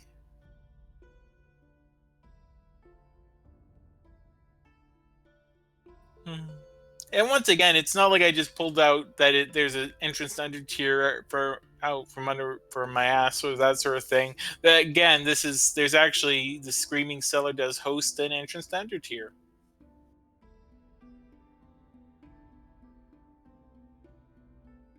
Yeah, I think we'll avoid the entrance to undertier from your ass. Okay, yes, that is good. But we were also noting that Sinclair probably has some psionic talent that allows him to get dark vision because he has the make shit up There's always that. ability. Making shit up. Can, but it doesn't last very long. Just an hour. Just an hour, not that long.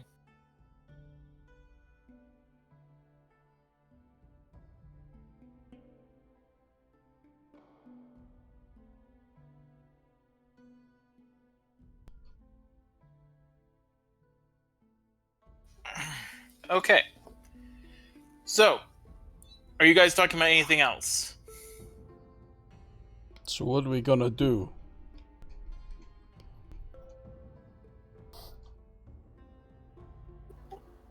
Well, obviously we need to find some way to do research on this.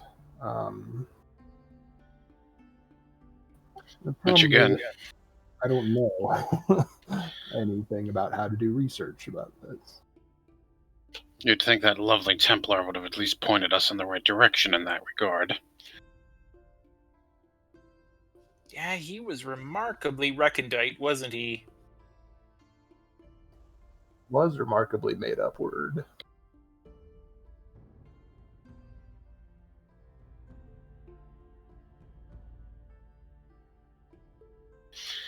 Yeah, Corwin will kind of just sort of like swirl his goblet around a little bit and, take a sip of wine and go, yeah, that guy just seemed just totally sour grapes.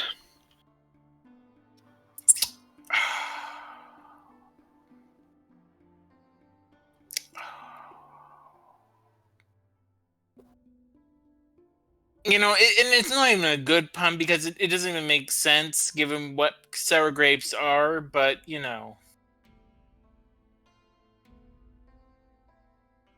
Look, you knew what he ferment by it. Nice. God damn it.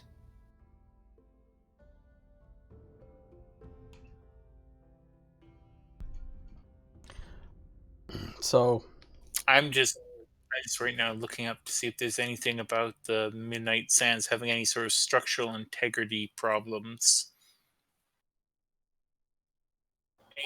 anything that could viably give me a reason to have huge bits of rock landing on your heads.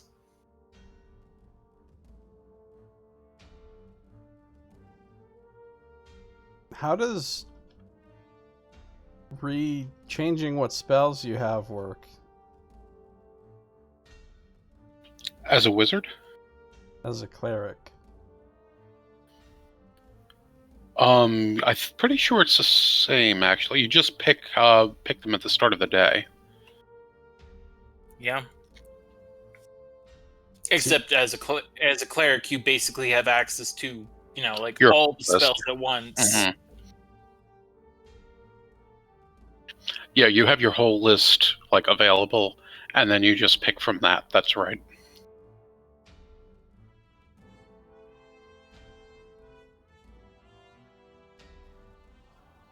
So let's go over what we remember about what happened the time that we tested this thing before. Because my memory is not very strong due to... Well, we went down into that place and got stared at by those people. Went to the bottom. We heard the door shut behind us. And from what I remember, there was that sort of dwarven ghost rose up, from what I remember. And we were doing all right, and then it just made this horrible wail, and I just kind of remember just kind of taking a bit of a nap after that. Okay, so horrible wail. So could we plug our ears? Do you think it's... I mean, this is probably more your area of expertise of mine, but if we did something that simple, would it afford us some protection? I think we might have tried that, but I'm not certain of that. Jomo can call upon the flame to create silence in an area. Maybe that would help. Corwin kind of wonders to himself if that would be ineffective against a paranormal creature such as this.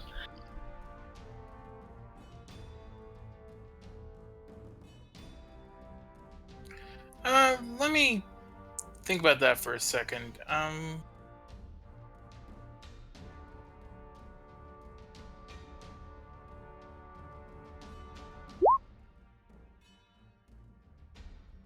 actually have it prepared. Wait, you can cast silence as a ritual?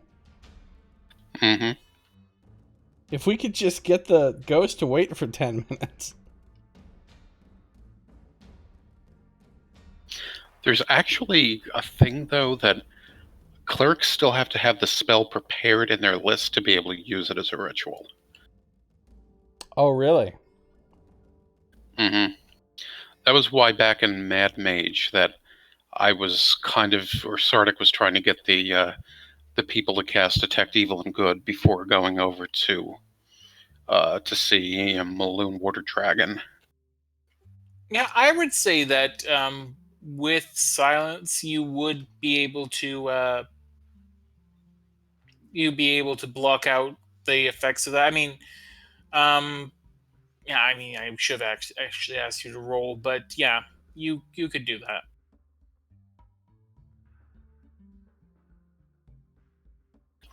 Well, that does sound like a viable possibility. Yeah, so I mean, there's the strategy for how we get past the ghost, but we don't know what else is down there. So I guess we still need that elusive research. Plus, also, if you cast silence, and you'd have to be inside it to have its protection, and that raises the issue of, well, casting spells and stuff like that would be impossible for you guys if it has a verbal component. True. You could verbally create the silence field before the silence field is created. What? It's sort of like asking, like, what came first, the chicken or the egg? God damn it.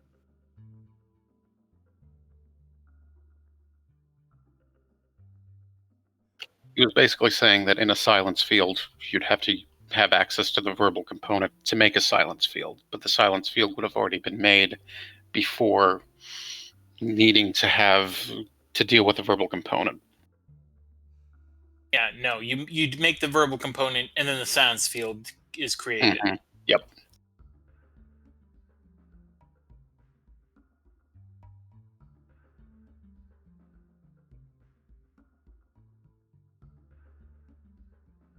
How big was that basement where the ghost was?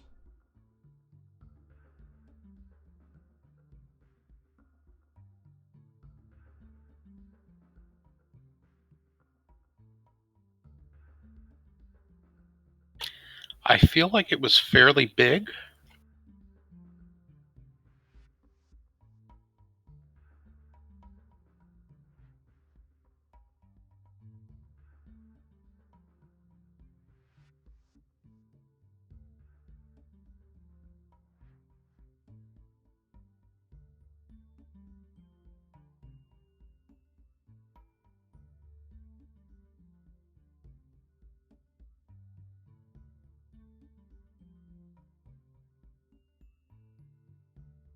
I do like how scared you guys are going back down there. I do like how something has put the fear into you. So I feel like there are two different challenges we have with that. First, what we might face, and the second is how we're going to navigate this presumably large area of undertier and try and find somebody within it. We don't really have enough time to try and find an inroads to be recruited by this guy. And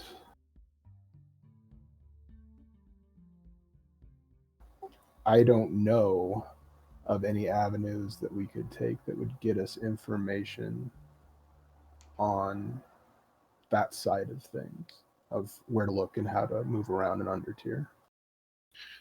Well, the closest place to a library I can think of would be the Wanderer's Chronicle. Do you have any family contacts that might have some inroads into a black market that would be taking place down there? Family contacts. I've been trying to contact my family ever since I woke up in that blasted hellscape down in the desert. Okay, Corwin, make a history check.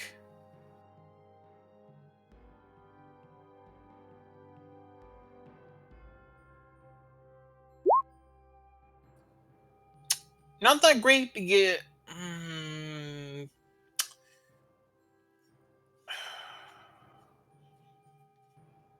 Yeah, not that great.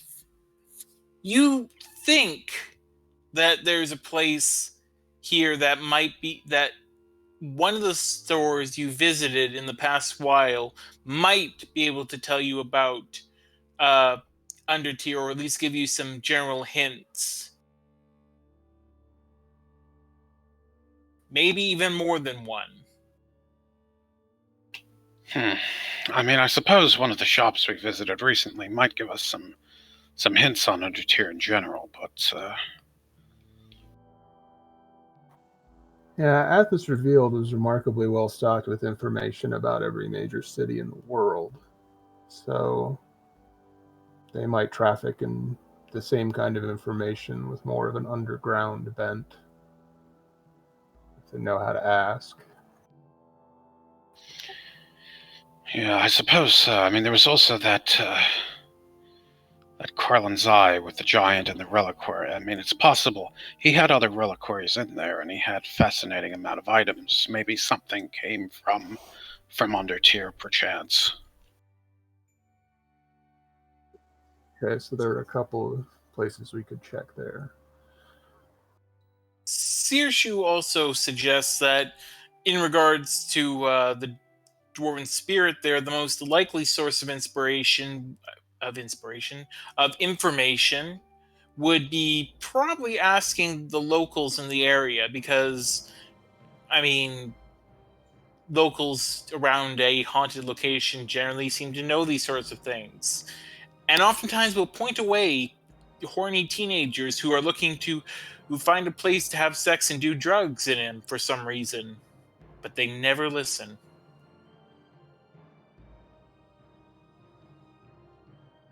How scandalous. I know, right? Like every fucking Friday the 13th movie.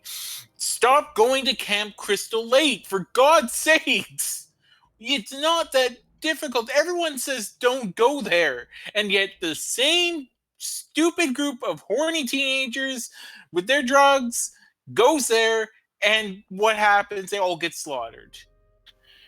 I mean, I suppose at a last resort, what we could do is, if we could find like a secluded place, sort of maybe near the Screaming Cellar, it's possible, with enough work, I might be able to really like dig down deep and maybe get us into Undertier. Okay, Corey, I'm going to tell you this right now. Yeah, it is not going to work. You would be going so slow through the ground that it would not work. Well, it would be 5 feet per action. Okay, well, first off, it's not loose earth. It's dirt. It's packed away that many people have been walking on. So okay, so we wet the earth and make it kind of like loose and like muddy, and then we move the earth. Oh, so you just need lots of water. Well, Athos has tons of that. Good job. Exactly. Yeah. We can just get like a bucket brigade started, and we've got this locked down. I'm sure no one will take any opprobrium from you just pouring out life-giving water, nectar of the gods.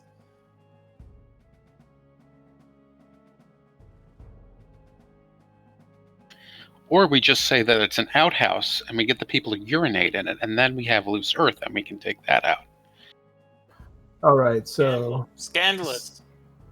I'm not the first person who's thought of this, but a person is like 70% water. So couldn't you argue that, a human being is a type area of water? Oh God. Okay, so we're gonna do the plot to Turbo Kid then. That's what we're gonna. Oh God. That's what we're gonna do.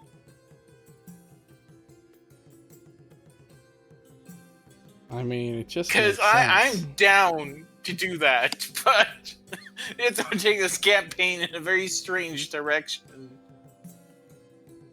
Oh man, if I could get Michael Ironside here, that would be amazing.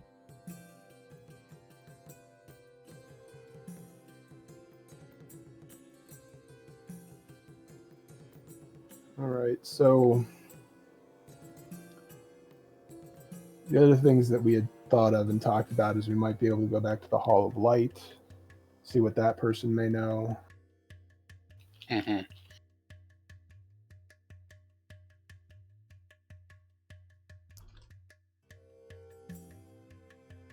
Yeah, that's always a... I don't know if we could use Sarkaya. Is that how it was pronounced? Again, they seem like they knew a lot about various things. Who? The person from the House of Fingers. Oh, yeah, you could possibly go there. I mean, she, Saoirse would say, though, that, she seemed rather, transactional when it came to information, though. I mean, what if she makes you go back to the house on Sand Street again?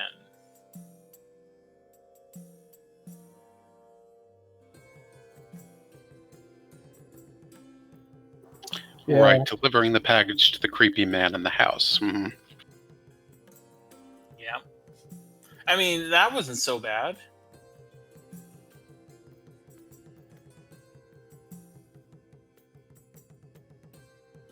And, these options are just getting less and less desirable. We could also try and recruit Ben to our cause. I know he says he doesn't mix it up with politics, and this is probably the most political thing that has ever crossed his path. But if he could remain a silent partner while just pointing us in the direction in exchange for a cut of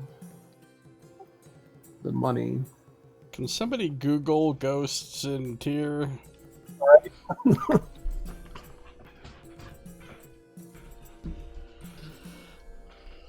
I don't think we should get Ben involved.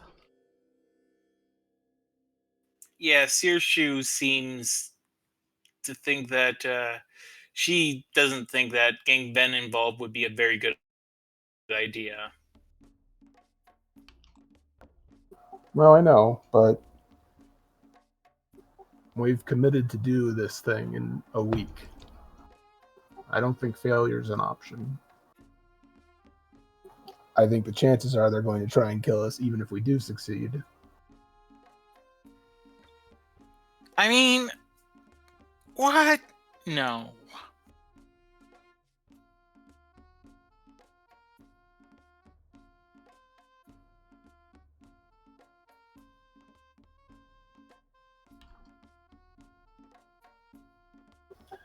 And I mean, I will say this from the inside checks, you didn't get, as far as you know, it seemed like Dark was genuine in his offer, but again, Dark may have a really, really high DC when it comes to deception. You don't know. Guy wears a hood under a hood. I don't trust him. It is true. That reminds me of when Jason went to the hood in that very special Friday the 13th.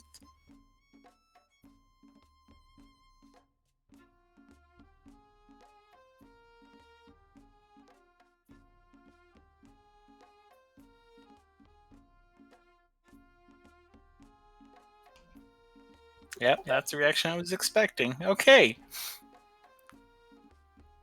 I mean, ultimately, you guys are going to have to... It seems like you guys are going to have to just sort of buck up and fight the thing that sort of kicked your asses before. I mean, you were a level lower then.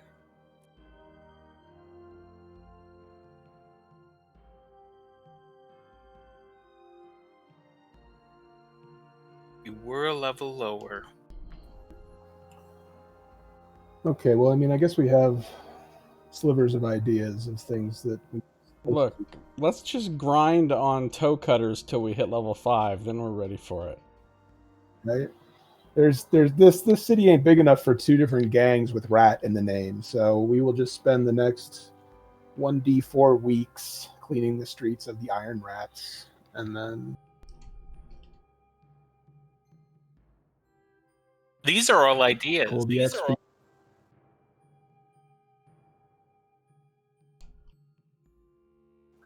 No, but seriously, we do have some starting points. We might as well just begin to pursue this thing and see how it takes shape. Yeah. And least reasonable ideas until we're forced to turn to them.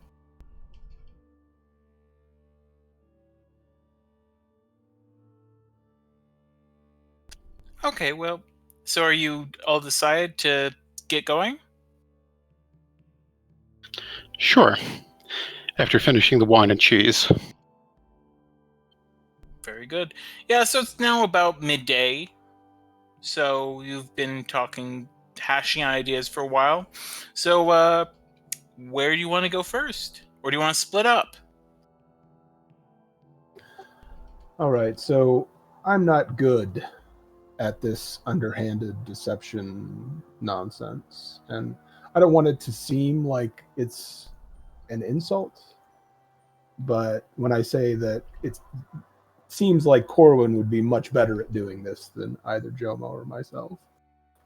So maybe we can start with Carlin's eye, see if you might not be able to get a read on this guy. And Sure. Yes.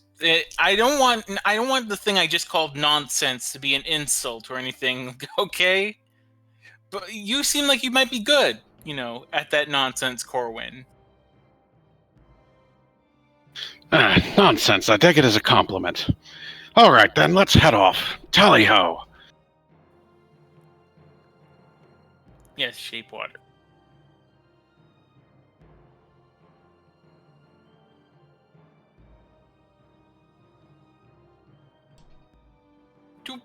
Okay, so you arrive at Carlin's Eye. The shop is open, and again, there's not terribly many people going in or out of it. Okay, well, I suppose we'll head in, if we haven't. All right. You head in and you see the beaming face of Carlin the half-giant once again. Ah, my friends, and that fellow who tried to sell me that painting. Welcome! Yes, welcome. Well, I was actually, you just mentioned paintings. I just recently made just another one that's quite splendid, actually. It involves the arena. I can give it a show if you like.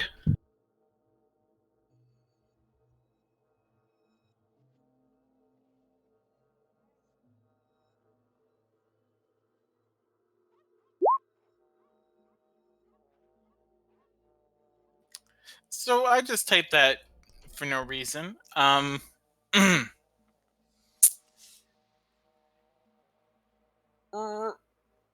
Yes, that's a very interesting piece. Why is the giant rat fighting in the gladiatorial arena? Well, as you know, the desert rat depicts the common Athasian struggle against the landscape and his, fellow man. So, as you see here, you see the desert rat fighting in the arena for honor and for profit and for victory, just in an attempt to conquer and rise above. I have literally spent my entire life collecting esoteric knowledge of every type, and before you came into my shop, I have never known anything about a desert rat. That's a shame. Then your education is surely lacking. That's quite a calamity. Insult the guy. This is good. This is good, people. Corwin, you're good. This is persuasion 101. Nice. Yeah, so you subtly call his education into question, so he's, that much more desirous of proving you wrong and more willing to show off. Exactly. Mm-hmm. Just a little negging, That's right. So, did you have more things you wish to sell, or were you wishing to inquire about certain pieces here?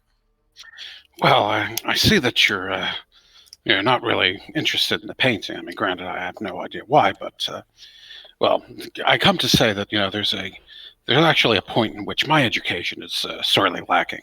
That we were speaking about some lore of Undertier and the various paranormal creatures underground and such, and we kind of had a little bit of a thought as to okay, what sort of things are down there and how might they be dealt with, and we figured that you would probably be able to settle our wonders on the subject.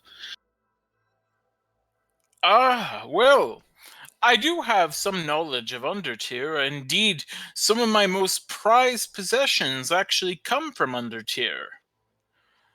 See, that's interesting. I had a suspicion that they might. What portion of Undertier are you talking about precisely? Are you speaking the section that runs underneath the Arson's district, or the larger portions that run under the southern parts of the city? Well, we had heard that there was an entrance under the Screaming Cellar, particularly, that was quite formidable. Ah, yes, I That section of Undertier, the first mention of that appears, how long ago now? And he goes through some books that he has in the back. Yes. They go back around 100 or so years. Um, Unfortunately, this section of Undertier was not particularly well cataloged. It's far less. I'm afraid I can provide far less illumination to the topic than I could to other sections of Undertier, and even then, I mainly deal in the artifacts that come from it rather than the actual things there, but I will answer what I can. All right. Well, you say you get these artifacts from Undertier. Is there any, shall we say, famous delvers that go to procure these? Yes, there's actually a few who delve under tier. I don't have their locations at the moment, but I could give you. Well, you see, therein lies the difficulty. Many of these it is technically illegal to go into Undertier unless it's on official sanction, and even then, it's always been something of a legal gray area. Uh, when Calic was alive, he was much more willing to allow people to venture into Undertier, but Tithian has instituted a much harsher regimen against any sort of exploration of Undertier.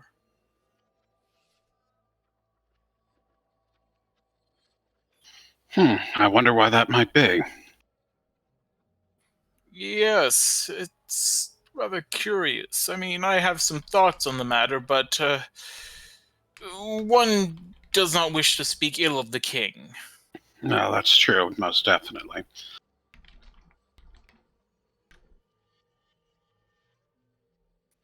Again, though, I can provide you some knowledge and perhaps some tips.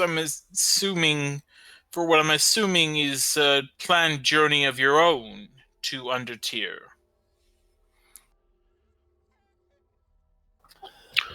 We were considering possibly, at least taking a little bit of a peek inside.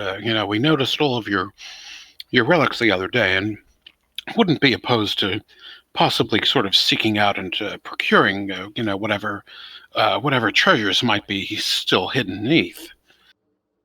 Yes, and given that given this part of Undertier is so poorly explored, there must be many such treasures. Well, one of the first things that you must realize about Undertier is that by its very nature, it's very poorly lit. You would be going through vast sections that will likely have no lighting whatsoever. Uh, One of the most common threats of Undertier are the undead, but I have heard of many strange and exotic creatures that make their home in Undertier. Oh, that's rather strange. One might wonder how these strange and exotic creatures would get into Undertier in the first place. Precisely.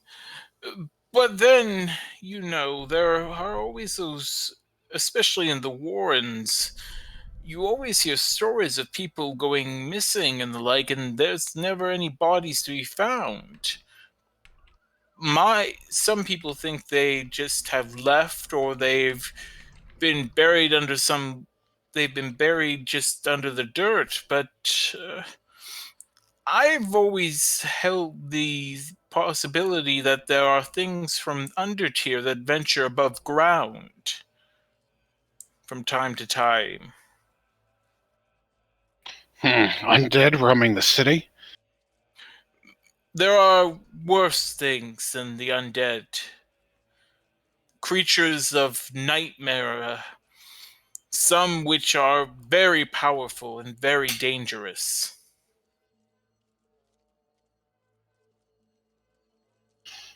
Sounds like a chilling thought. Yes, Yes, let me see. But that being said, so yes, undead would be something I would definitely prepare against. Uh, Aside from that, one should be sure to have a safe means of egress from Undertier should uh, one's exploits there prove too taxing. It While I imagine one could conceivably rest in Undertier, it would still behoove one to have a means to leave should someone become so harmed that they require aid. So how do they just simply, just abscond from under tier? Well, usually by coming back the way they came, is usually the safest method, though if you can find another entry or exit, I'm sure that would also help. And I would be remiss if I did not note that the information of such entries and exits can sometimes bring a price all their own.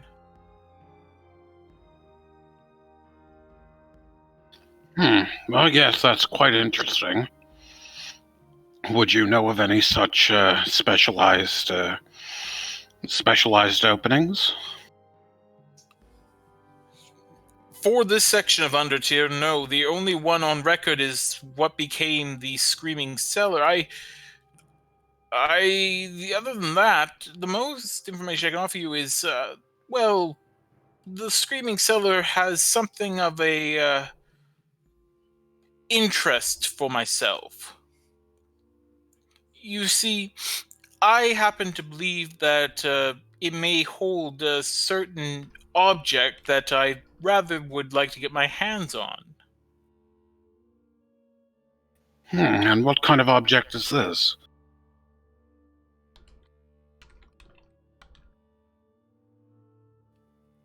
Well,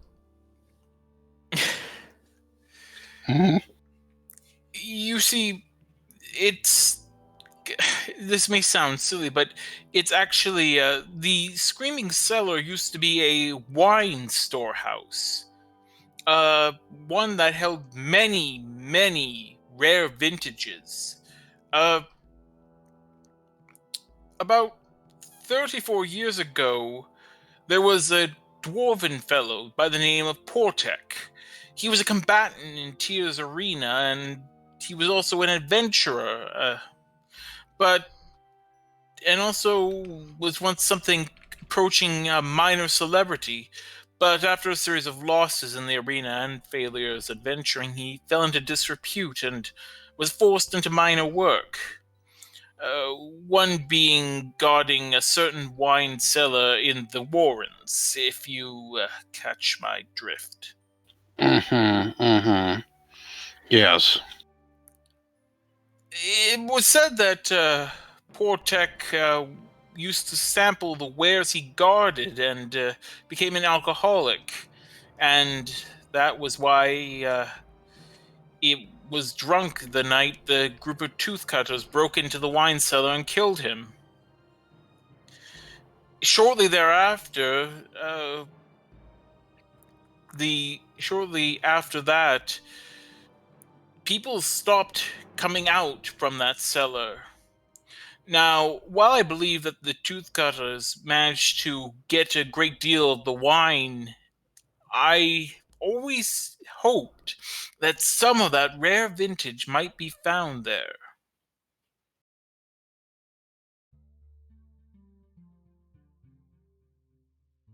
Interesting. All right. So you'd like us to possibly search around and retrieve any of this lost vintage for you? Yes, yes. And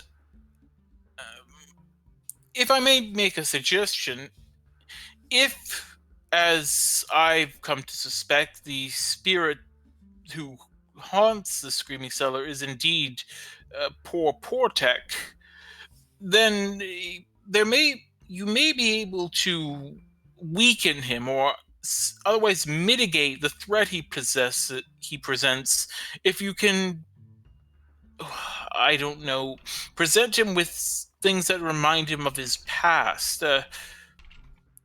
I have heard of cases of ghosts and the like who have been weakened and have been able to be defeated by such items. This immediately triggers a flashback for pretty much the whole group to Kalia Ni, who you managed to defeat, who you believe how she appeared to be weakened by bringing mementos of her past down in the Ni estate.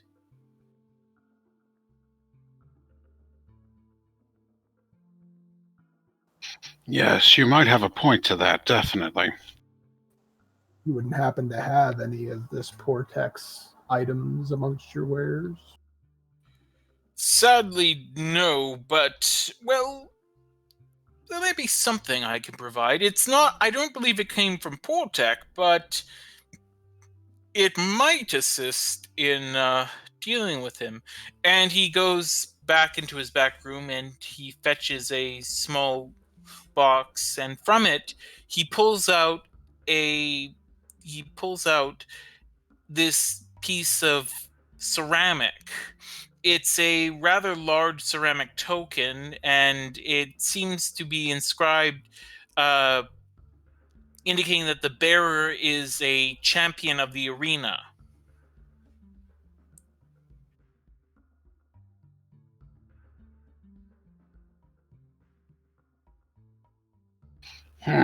Yes, that might possibly.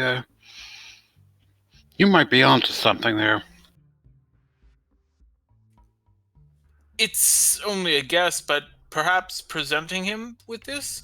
Of course, another theory would be presenting him with wine or the very thing that helped lead to his death might also weaken him, but I'm not sure if these would work in tandem or if they would have countervailing effects.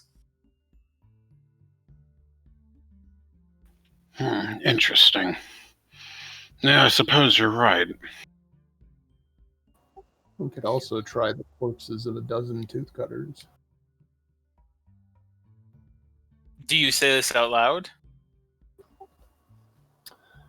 Yeah, I think I would. Well, that might do it, I suppose. Yes, but I would not suggest doing that. The tooth cutters, especially as of late, ever since one of their nearby buildings, the jar of rose or some such, burnt to the ground, they've been rather on the warpath.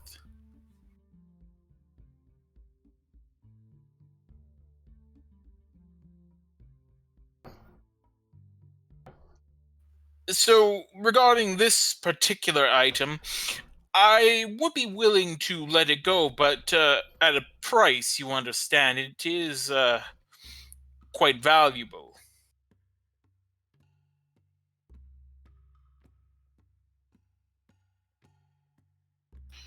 Do we have a champion of the arena ceramic statuary? Sadly, you did not get something like that. You just got money.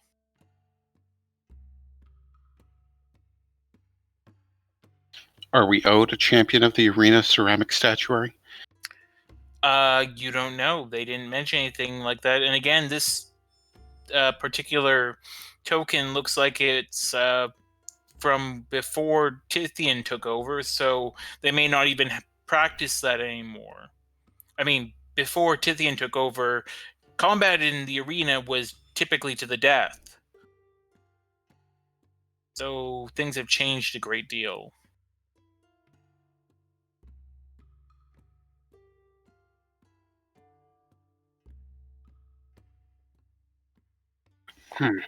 All right. So, what are you looking for if we were to consider purchasing this item?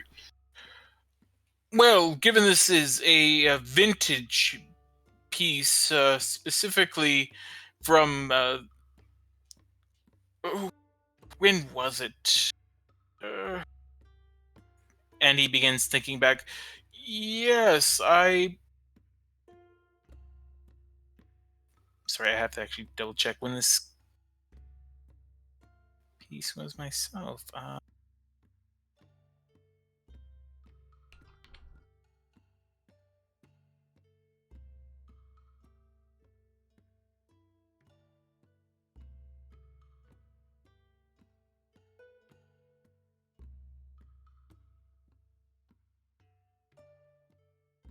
All right, there we go. This is from the 189th year of Silt's defiance. You understand, this makes us quite an old piece. So I could let it go for, say, 70 enamel pieces.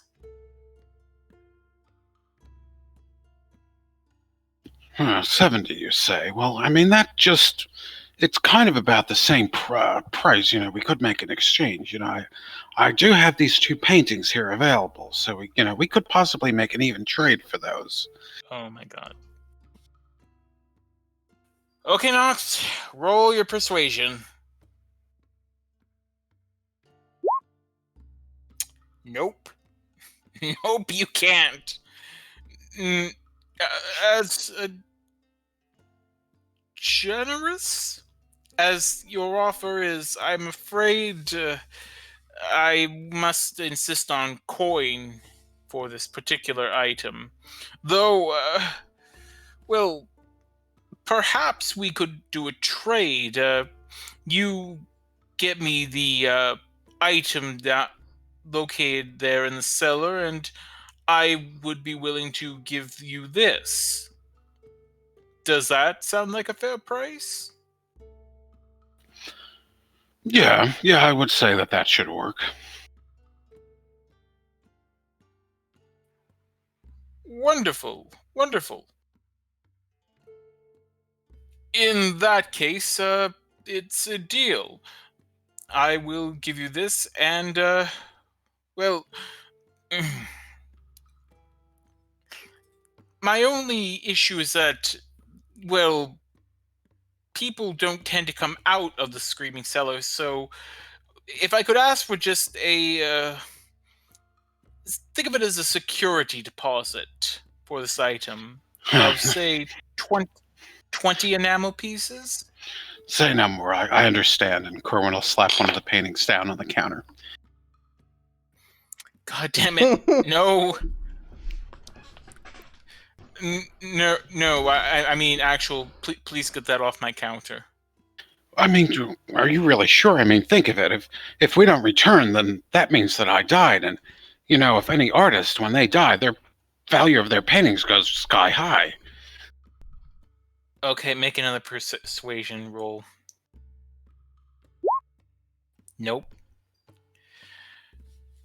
I, again, would really just take the coin. How quaint. All right, yeah, Corwin will put the deposit down. Okay. He hands you the arena token. Congratulations. And the best part is, it's probably not also a listening device for Jack of Blades. Shout out to Fable 1.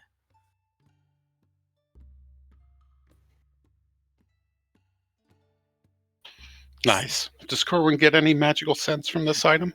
Well, you'd have to make an Arcana check, but it'd be so low. Yeah, you're not getting anything from this item unless it's so Gotcha. extremely minor that it's, yeah.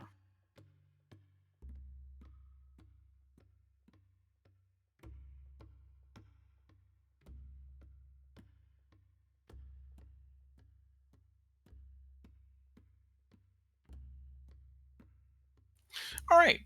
So you've got the arena token. You've gotten some information. What else do you want to do now? Do you wish to do some more, or do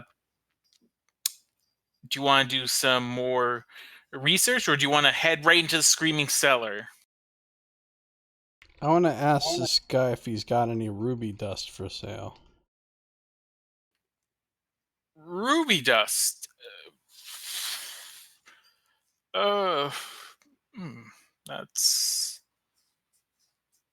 something of a strange ask. I mean, you'd be more likely to find that at one of the emporiums, but let me take a look and let me roll a percentile die.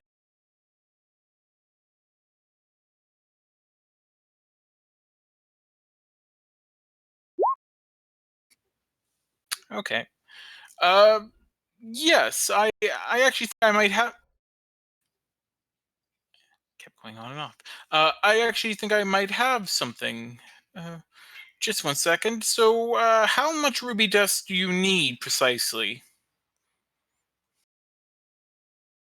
Tell him whatever the actual amount is that I need to cast Well, Continue a Flame. and you want to cast it twice? No, just once is fine. Okay, so that was 20 enamel piece. Was it 20 gold pieces in the thing, but it's actually 20 enamel pieces then? It's 50. Oh, 50. Okay.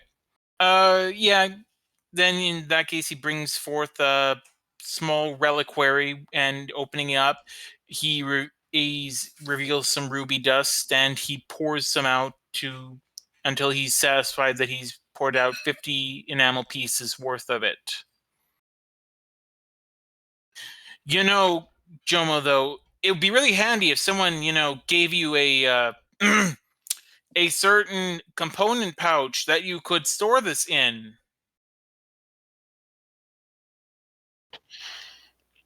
Corbin considers giving the component pouch to Jomo right there in the shop, but knows that if he's really not able to cast Detect Magic without being discovered, that probably handing over a magical component pouch wouldn't be good either.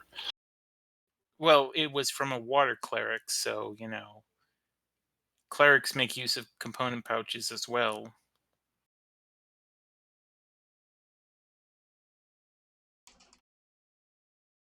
Well, I'm just So, going to pay him for it. okay, you do that. I mean, can he give me a little bag to hold it in or something? Wrap it up in something?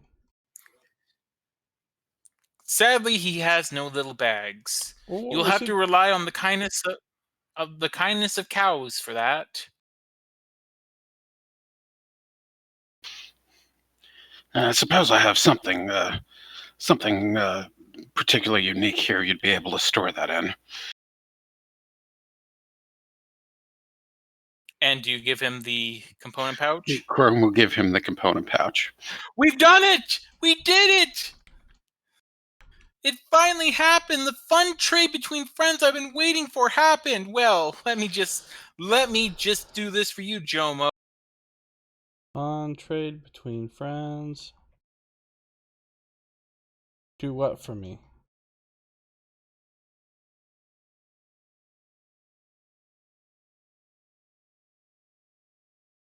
There you go. You now, in your personal notes, have a component pouch.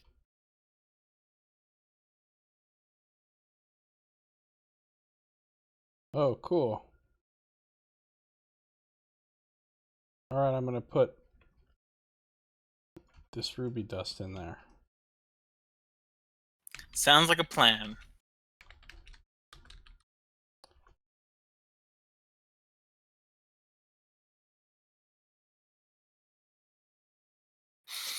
All right. If there was anything else, No, you mentioned you don't know much about that section of Undertier. Is there anyone you could point us to who might have more information about it? as I've said, the only way I know to get into that section of Undertier is again through the Screaming Cellar. Most people don't even know that, and since no one goes into the Screaming Cellar and comes back out, I don't really know of anyone who's explored that section. And finally, of course, there's a matter of confidentiality.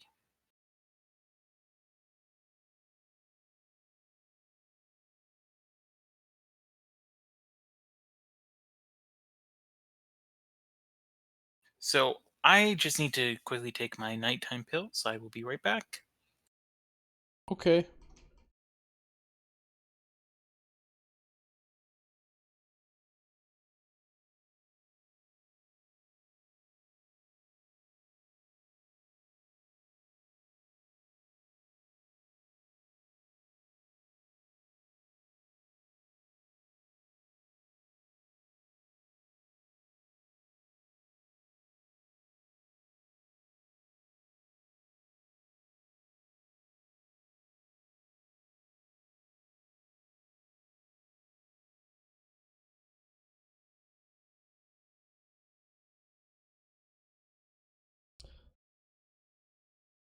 So I'm going to cast Continual Flame on this one of these obsidian daggers I have.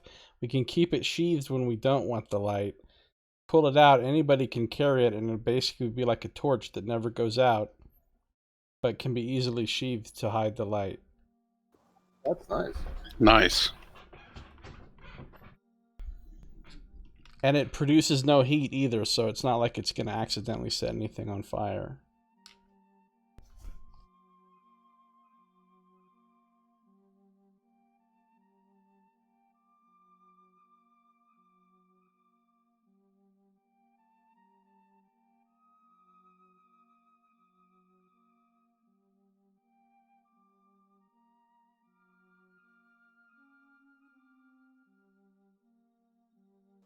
I think Scito will like my notes of this section.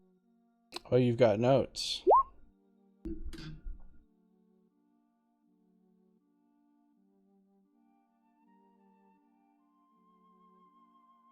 Nice.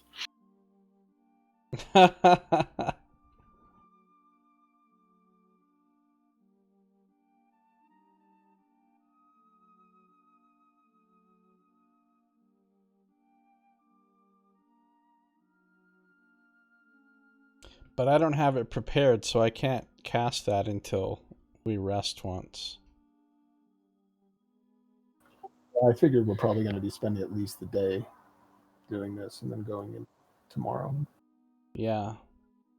Although, if you think we are going to have to fight the ghost, we could fight the ghost, before we rest, and then rest, and then go into under tier. That's true. It's not a button. It's not a button. Too bad, it's already in the notes. Button. Let the record reflect. If it's written down, it's true. No. No, you know that I'll have to destroy it then. I can't allow these things to proliferate. Buttons are like blemigans from Sunless Sea. They really are. They're like xenomorphs. Okay. Sure, just without all the weird sexual imagery that H.R. Geiger shoved into that. I mean, have you ever seen what H.R. Geiger looks, or I forget if it was H.R. Geiger who looks like this, or if it's Ridley Scott who looks like this. Oh, which one of the two looks like this, and it's terrifying. They wear like a bow tie, and they have like just these they look like an old timey grandpa, and it's horrifying because just imagining that person coming up with aliens / what aliens look like, it's freaky. dude, H.R. Geiger is a fucking freak show. Then it may be him. I wouldn't want that guy around my kids. If I had kids.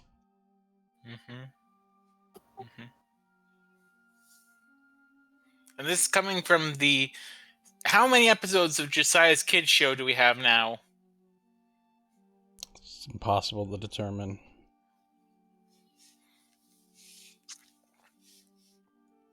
Okay, so what do you want to do?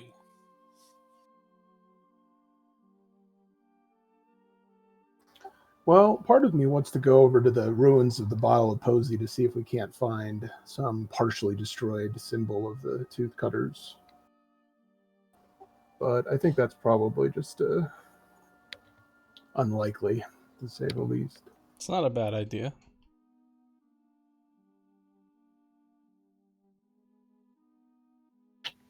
It's an option. Certainly worth maybe just cruising by, seeing what's going on over there, and seeing if we have the opportunity to poke through the ruins. Okay. So is that what you guys want to do? Yeah. Yeah. Okay.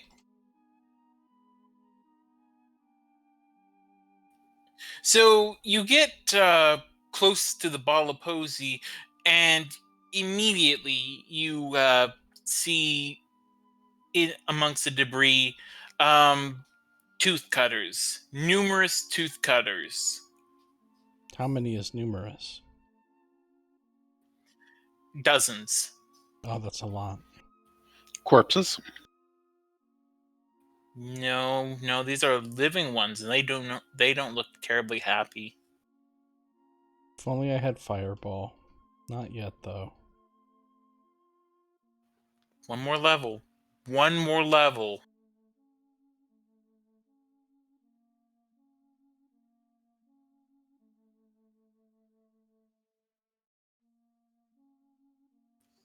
So, what do you want to do now?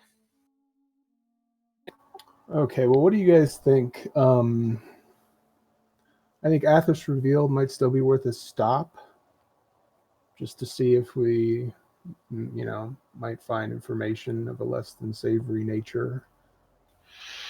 That could work. I mean, there is also the Wanderer's Chronicle as well.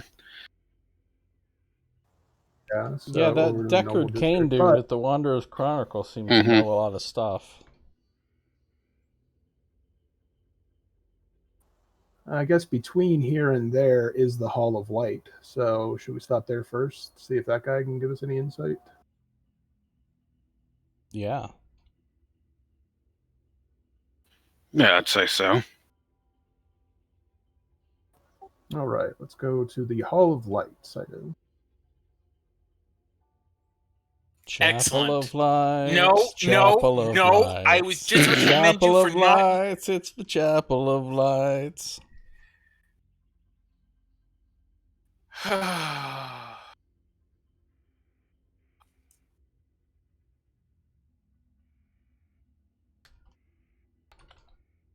So, you head over to the Hall of Light, and you immediately see that the shop is actually pretty cleared out. And sitting inside is Laurel Wish, the Priest of Flame.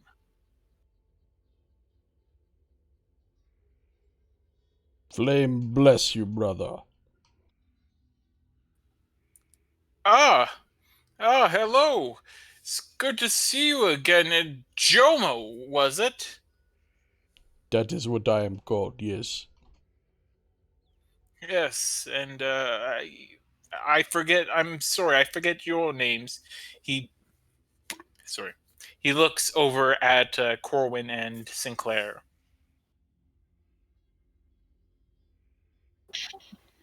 Yes, I'm Corwin, and he's Sinclair. Well, it is good to see you again, and good to see you in such fine feathers, Jomo. Feeling good.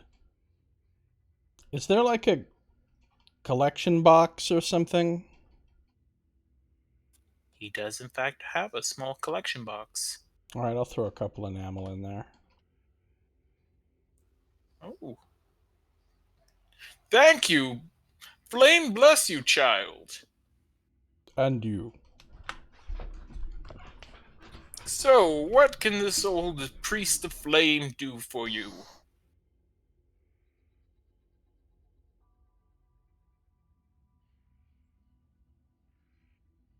Well, we were wondering if you might know of or know of someone who knows of possible dangers that we could face in the section of Undertier beneath the Screaming Cellar.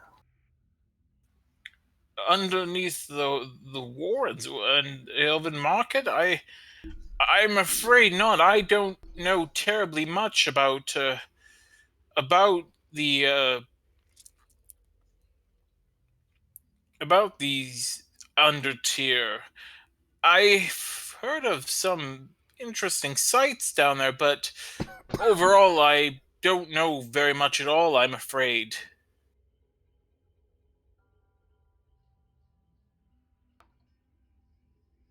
Guys, I kind of need to get going in about a half an hour. Is that okay? That's fine. Cool. Yep. Will we get into any combat before the sessions, or will we go 2 entire sessions with 0 combat? It's basically Planescape Torment here. Oh, I believe in our ability to fuck around before getting into combat. Yeah. Again, we've on my whole list, we have checked off now a total of 9 items. It's pretty good. Was it a dwarf ghost? It was a dwarf Yep. ghost. It was Patchoff or whatever that name was. Portek. Sure. I'm going to ask the priest, do you know anything about dwarf ghosts? Dwarven ghosts? Well, I wouldn't. I know a bit about ghosts in general, but dwarf ghosts in specific, I'm afraid I don't have too many. I don't have much specific knowledge there. But ghosts are created when one dies with great regret and is left on this material plane. Many of them who were simply unable to see the light, such as the light provided by the great radiant flame.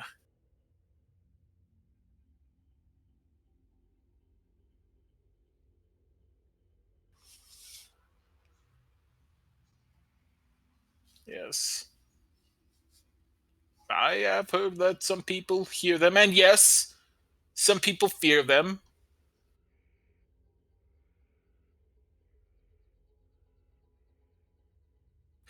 But I'm not terribly well acquainted with the exorcism of spirits like that, I'm afraid.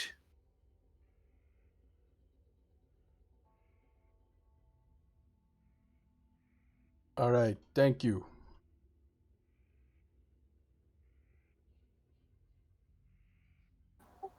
All right.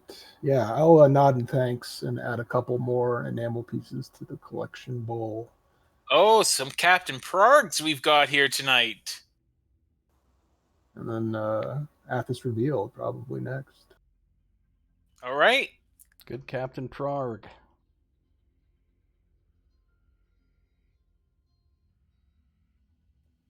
All right, you arrive at Athos Revealed.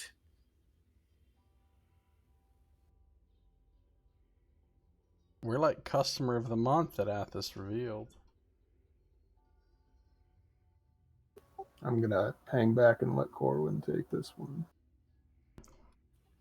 Okay. So, looking around you, actually, you haven't really spoken too much with the proprietor of this place, but you eventually gather his name is Pashik. He's a human who looks about in his 40s with tan skin and graying hair. So, what can I do for you, my friends? Yes, well, we were wondering if you had any sort of, information or maps or, any sort of knowledge about the realm of Undertier that is underneath Shadow Square. He was, the second you said Undertier, he was already about to get off his seat to go grab some things. The second you said the Screaming Cellar there, or what did you say exactly? Underneath Shadow Square. Okay. The second you said that, he says, "Ah, that I do not have, I'm afraid. I am sorry, it is a very poor It is a very poorly mapped part of Undertier. It's part of the issue there is that it changes so rapidly. It's over the years, so much of the warrens has been built over again and again. Uh, if you believe some stories, and then he brings his head in conspiratorially. If you believe some stories, uh, some say that some sections were burnt down by the dragon. Really? Interesting. Yes, Joseph, his name is Pushak. Great, good job. Cool. What you mean the dragon? I mean, everyone's heard of the dragon, yes? It's not really real, is it? I mean, I, as someone who has traveled a fair bit of Athos myself, and I did the wrong voice there, and seen many strange things. I would not discount the dragon's existence so readily.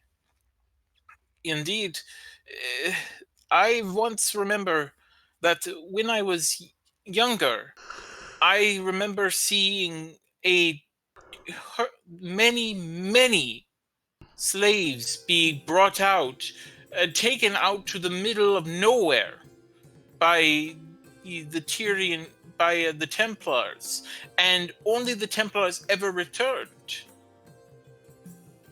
Some say the dragon takes a levy from the Sorcerer Kings.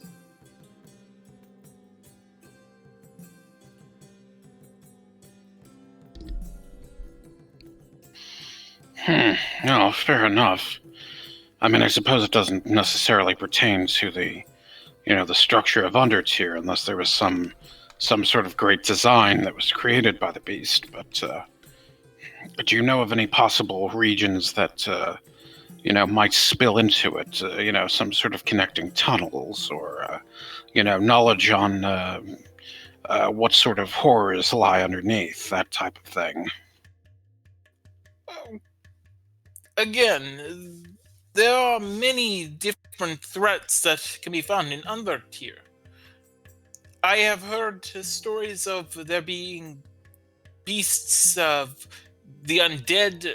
I have heard of snake-like creatures, the One T. There have been stories of great spiders, that sort of thing, my friends. But for this particular section, I could not say what is there. One other thing, though, about Undertier that you should always remember, and has always proven true of any section of Undertier that I have heard of. There is always traps. Many traps. I do not know how many there will be in this sort of place, given, as I said, the region has seen so much destruction again and again. But it could be that there are such traps there.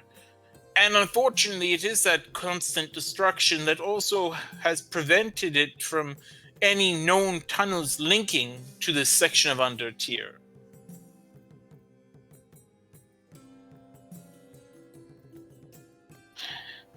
Interesting. Do you think there's any possible area, perchance, that might be demolished through, or anything like that, that could be collapsed through to get to that section? You would have to go throughout the entire Wardens and look under many buildings, I'm afraid, and of course, the locals would not stand by as you were collapsing their homes and the like. Lovely.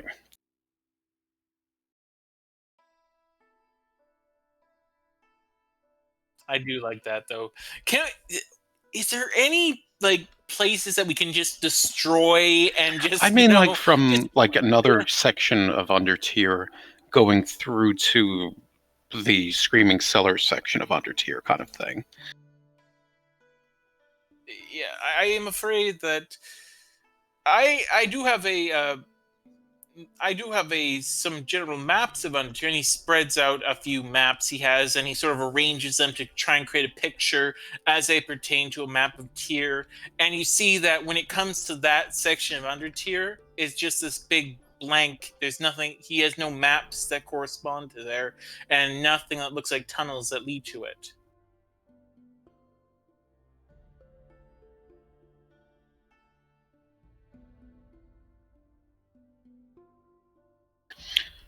Fair enough. And you wouldn't possibly know of any delvers or such that, anyone famous for excavating Undertier at all. I know many such people, but it is not something I can speak of, I'm afraid. You understand, of course. There is, I'm sort of falling into Russian as I do this. It's very hard to keep accents the same. I'm sorry, but but it is very difficult. I cannot share their names, you know. People, they come to me and they expect, despite the name of my business, they do expect privacy. You can understand that, yes? Oh, yes, of course.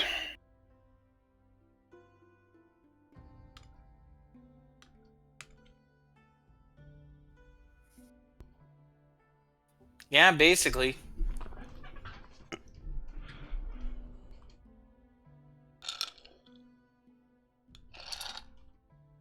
Well, I suppose that's all the questions I have.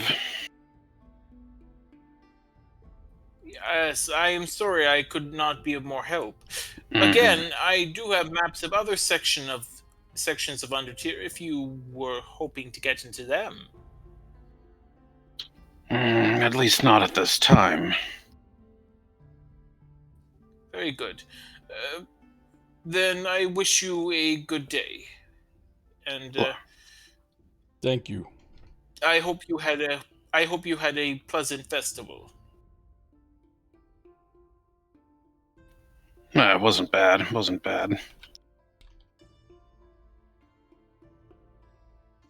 Okay, so where do you want to go, or do you want to start what will basically be your first? I mean, granted, yeah, the knee estate was sort of one, but the first true dungeon of this campaign. I think we were gonna stop by that other place first too, right? The Wanderer's Chronicle? Wanderer's Chronicle, yeah. Okie dokes. Whoop. All right.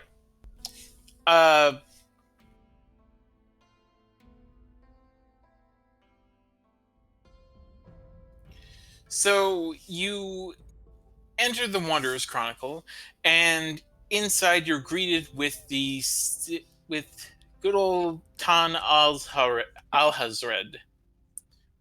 Ah, hello. It's good to see you, my friends. Did you have a good festival? Yes, wasn't bad at all, thank you.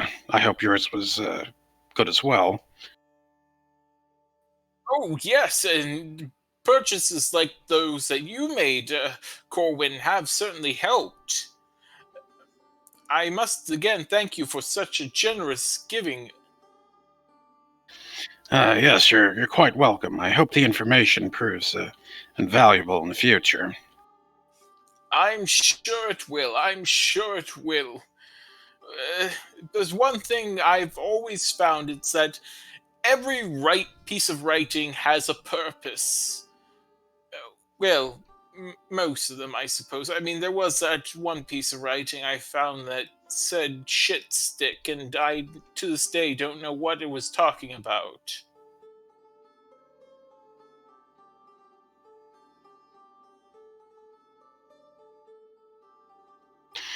Well, that does sound like an enigma for the ages, I must say.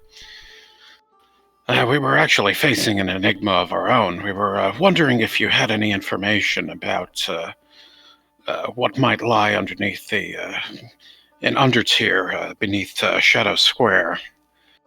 So, once again, the second he said undertier, he was about ready to go jump to his books and everything, and then you said that part about the screaming cell and the Shadow Square, and he just goes, sadly, I have no information about that section of Undertier. I do have some writings on past structures that were in the area, if that could be of any assistance, but other than that, would that be of assistance? Corbin kind of thinks to himself and wonders if that would really be of an assistance, but he doubts it. Have you heard any stories about the spirit in the screaming cellar? Yes, I've heard tales of the spirit. I've heard some suppose him to be an old arena combatant and itinerant adventurer, but I'm afraid I do not have as much information about the screaming cellar as I would like. Do you know of any knowledge or any particular, shall we say, trick of the trade that might offer some sort of protection against the creature? I'm sorry, I'm going to need you to get the fuck out of my shop right now.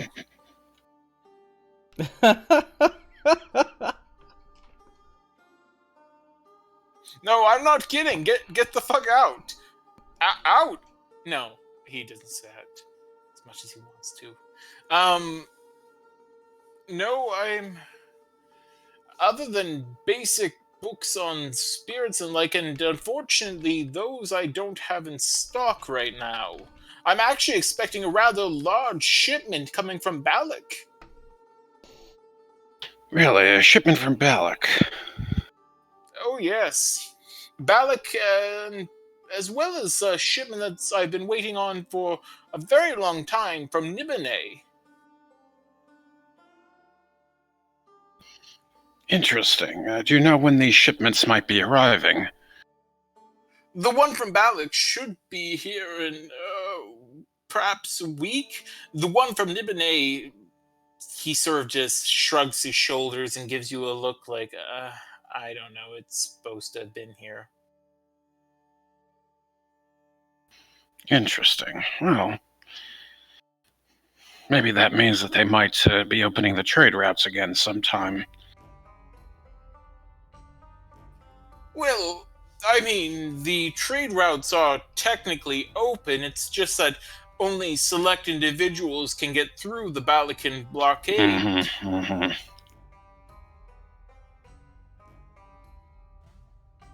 Yes, I know that you wish to get through that yourself, but have heart. I'm sure an opportunity will present itself. I've heard that you've been making a name for yourself in the city, and surely that will eventually grant you enough influence or coin that you should be able to get there. Yes, that is my hope.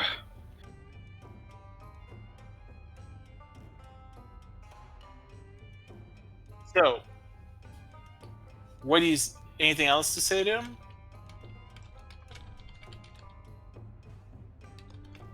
No, I think I'm good. Corbin will kind of look around the shop and see if there's anyone else around. The shop's pretty quiet. I mean, the day right after the festival, usually a pretty quiet day for shops. Gotcha. We haven't... is there any possible information that, let's say one of our ilk has gleaned, so to speak, from that particular area? You mean, well, actually, that shipment from Nipponay I was speaking of, although I must confess, I am not myself a practitioner of such studies. I simply spread knowledge about them, as I believe them something that should be shared to those who use it responsibly. Oh yes, this is true. I mean, I would be indeed be proud to share my thoughts on the nature of skywriting. Once such a thing could be popularized. All right, get the fuck out of my shop. Get the fuck out.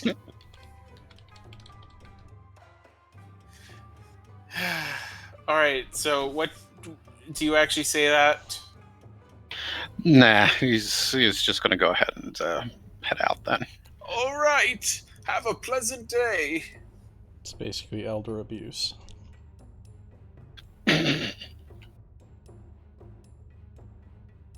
Okay. So, do you guys actually want to end it off there, since Josiah will have to go in about 10 more minutes? Yeah, I mean, we're not planning... Are we planning to do anything else minor before we go back to the cellar, or...? The only other thing I can think of is that, and I don't know how it would react in terms of the button, if it would counteract it, or the gladiatorial button. Corwin could brew up some potent spirits. He does have brew keeping, and in his backstory, he has a particular brand of powerful spirits that he can kind of concoct and whatnot. So if that were to be created, maybe it could be offered to the ghost. But again, I don't know if that would go against the gladiatorial purchase. Make a... I guess this would be a religion check. Or an arcana. You can make either. Do you want to bribe a spirit with spirits? Exactly. All right. You're not entirely certain, Corwin, but you think that, given that you would be dealing essentially with two different types of interfaces when it came to the spirit, and one of them represents a positive influence on his life, the arena championship and that sort of thing, whereas the other, the spirits, represent a destructive one. So put together, you would probably, at best, you would likely just see him be weakened by one, and at worst, you would see the two sort of mitigate each other. Actually, come to think of it, since this gladiatorial token, presents something, positive in his life, I just realized I've already created the, something that's already really positive too. I could offer the ghost the rat, the arena rat painting, and that would, I don't really think kind so. of inspire him. I think you should keep that well protected during the encounter with the ghost. Okay. Okay, I'm not even gonna say anything. I'm just gonna let Nox be the agent of chaos that he so needs to be. I'm gonna say anything. I won't even have Searshoe say anything. She's just gonna sort of roll her eyes and just go, that should work great, Corwin. Well, I would normally never suggest that an artist deface their own work or do anything that go against the vision that inspired it. You might be onto something. I mean, what if instead of the rat in your painting, which is objectively very good, you painted a dwarf? I mean, I guess I could do like a dwarven rat. I mean, that would be sort of a different... Oh, God. Inspiration. Okay. I'm giving it to you. I don't even have the power to. You know what? Okay, I'm gonna say for all the role playing that you've done, all of you get a point of inspiration for this session and the last. And I'm gonna say that we're gonna end it up there because I can't even. Just their piece broken. Yeah, you broke me, Nox. You've broken me. I can't. Dwarven rat, it's too much. It's just Josiah, take us out, please. All right, well, that was fun. Thanks, everybody, for watching. This has been Josiah Plays Dungeons & Dragons, the Shattered Crown campaign with DM Scito. We'll see you next time.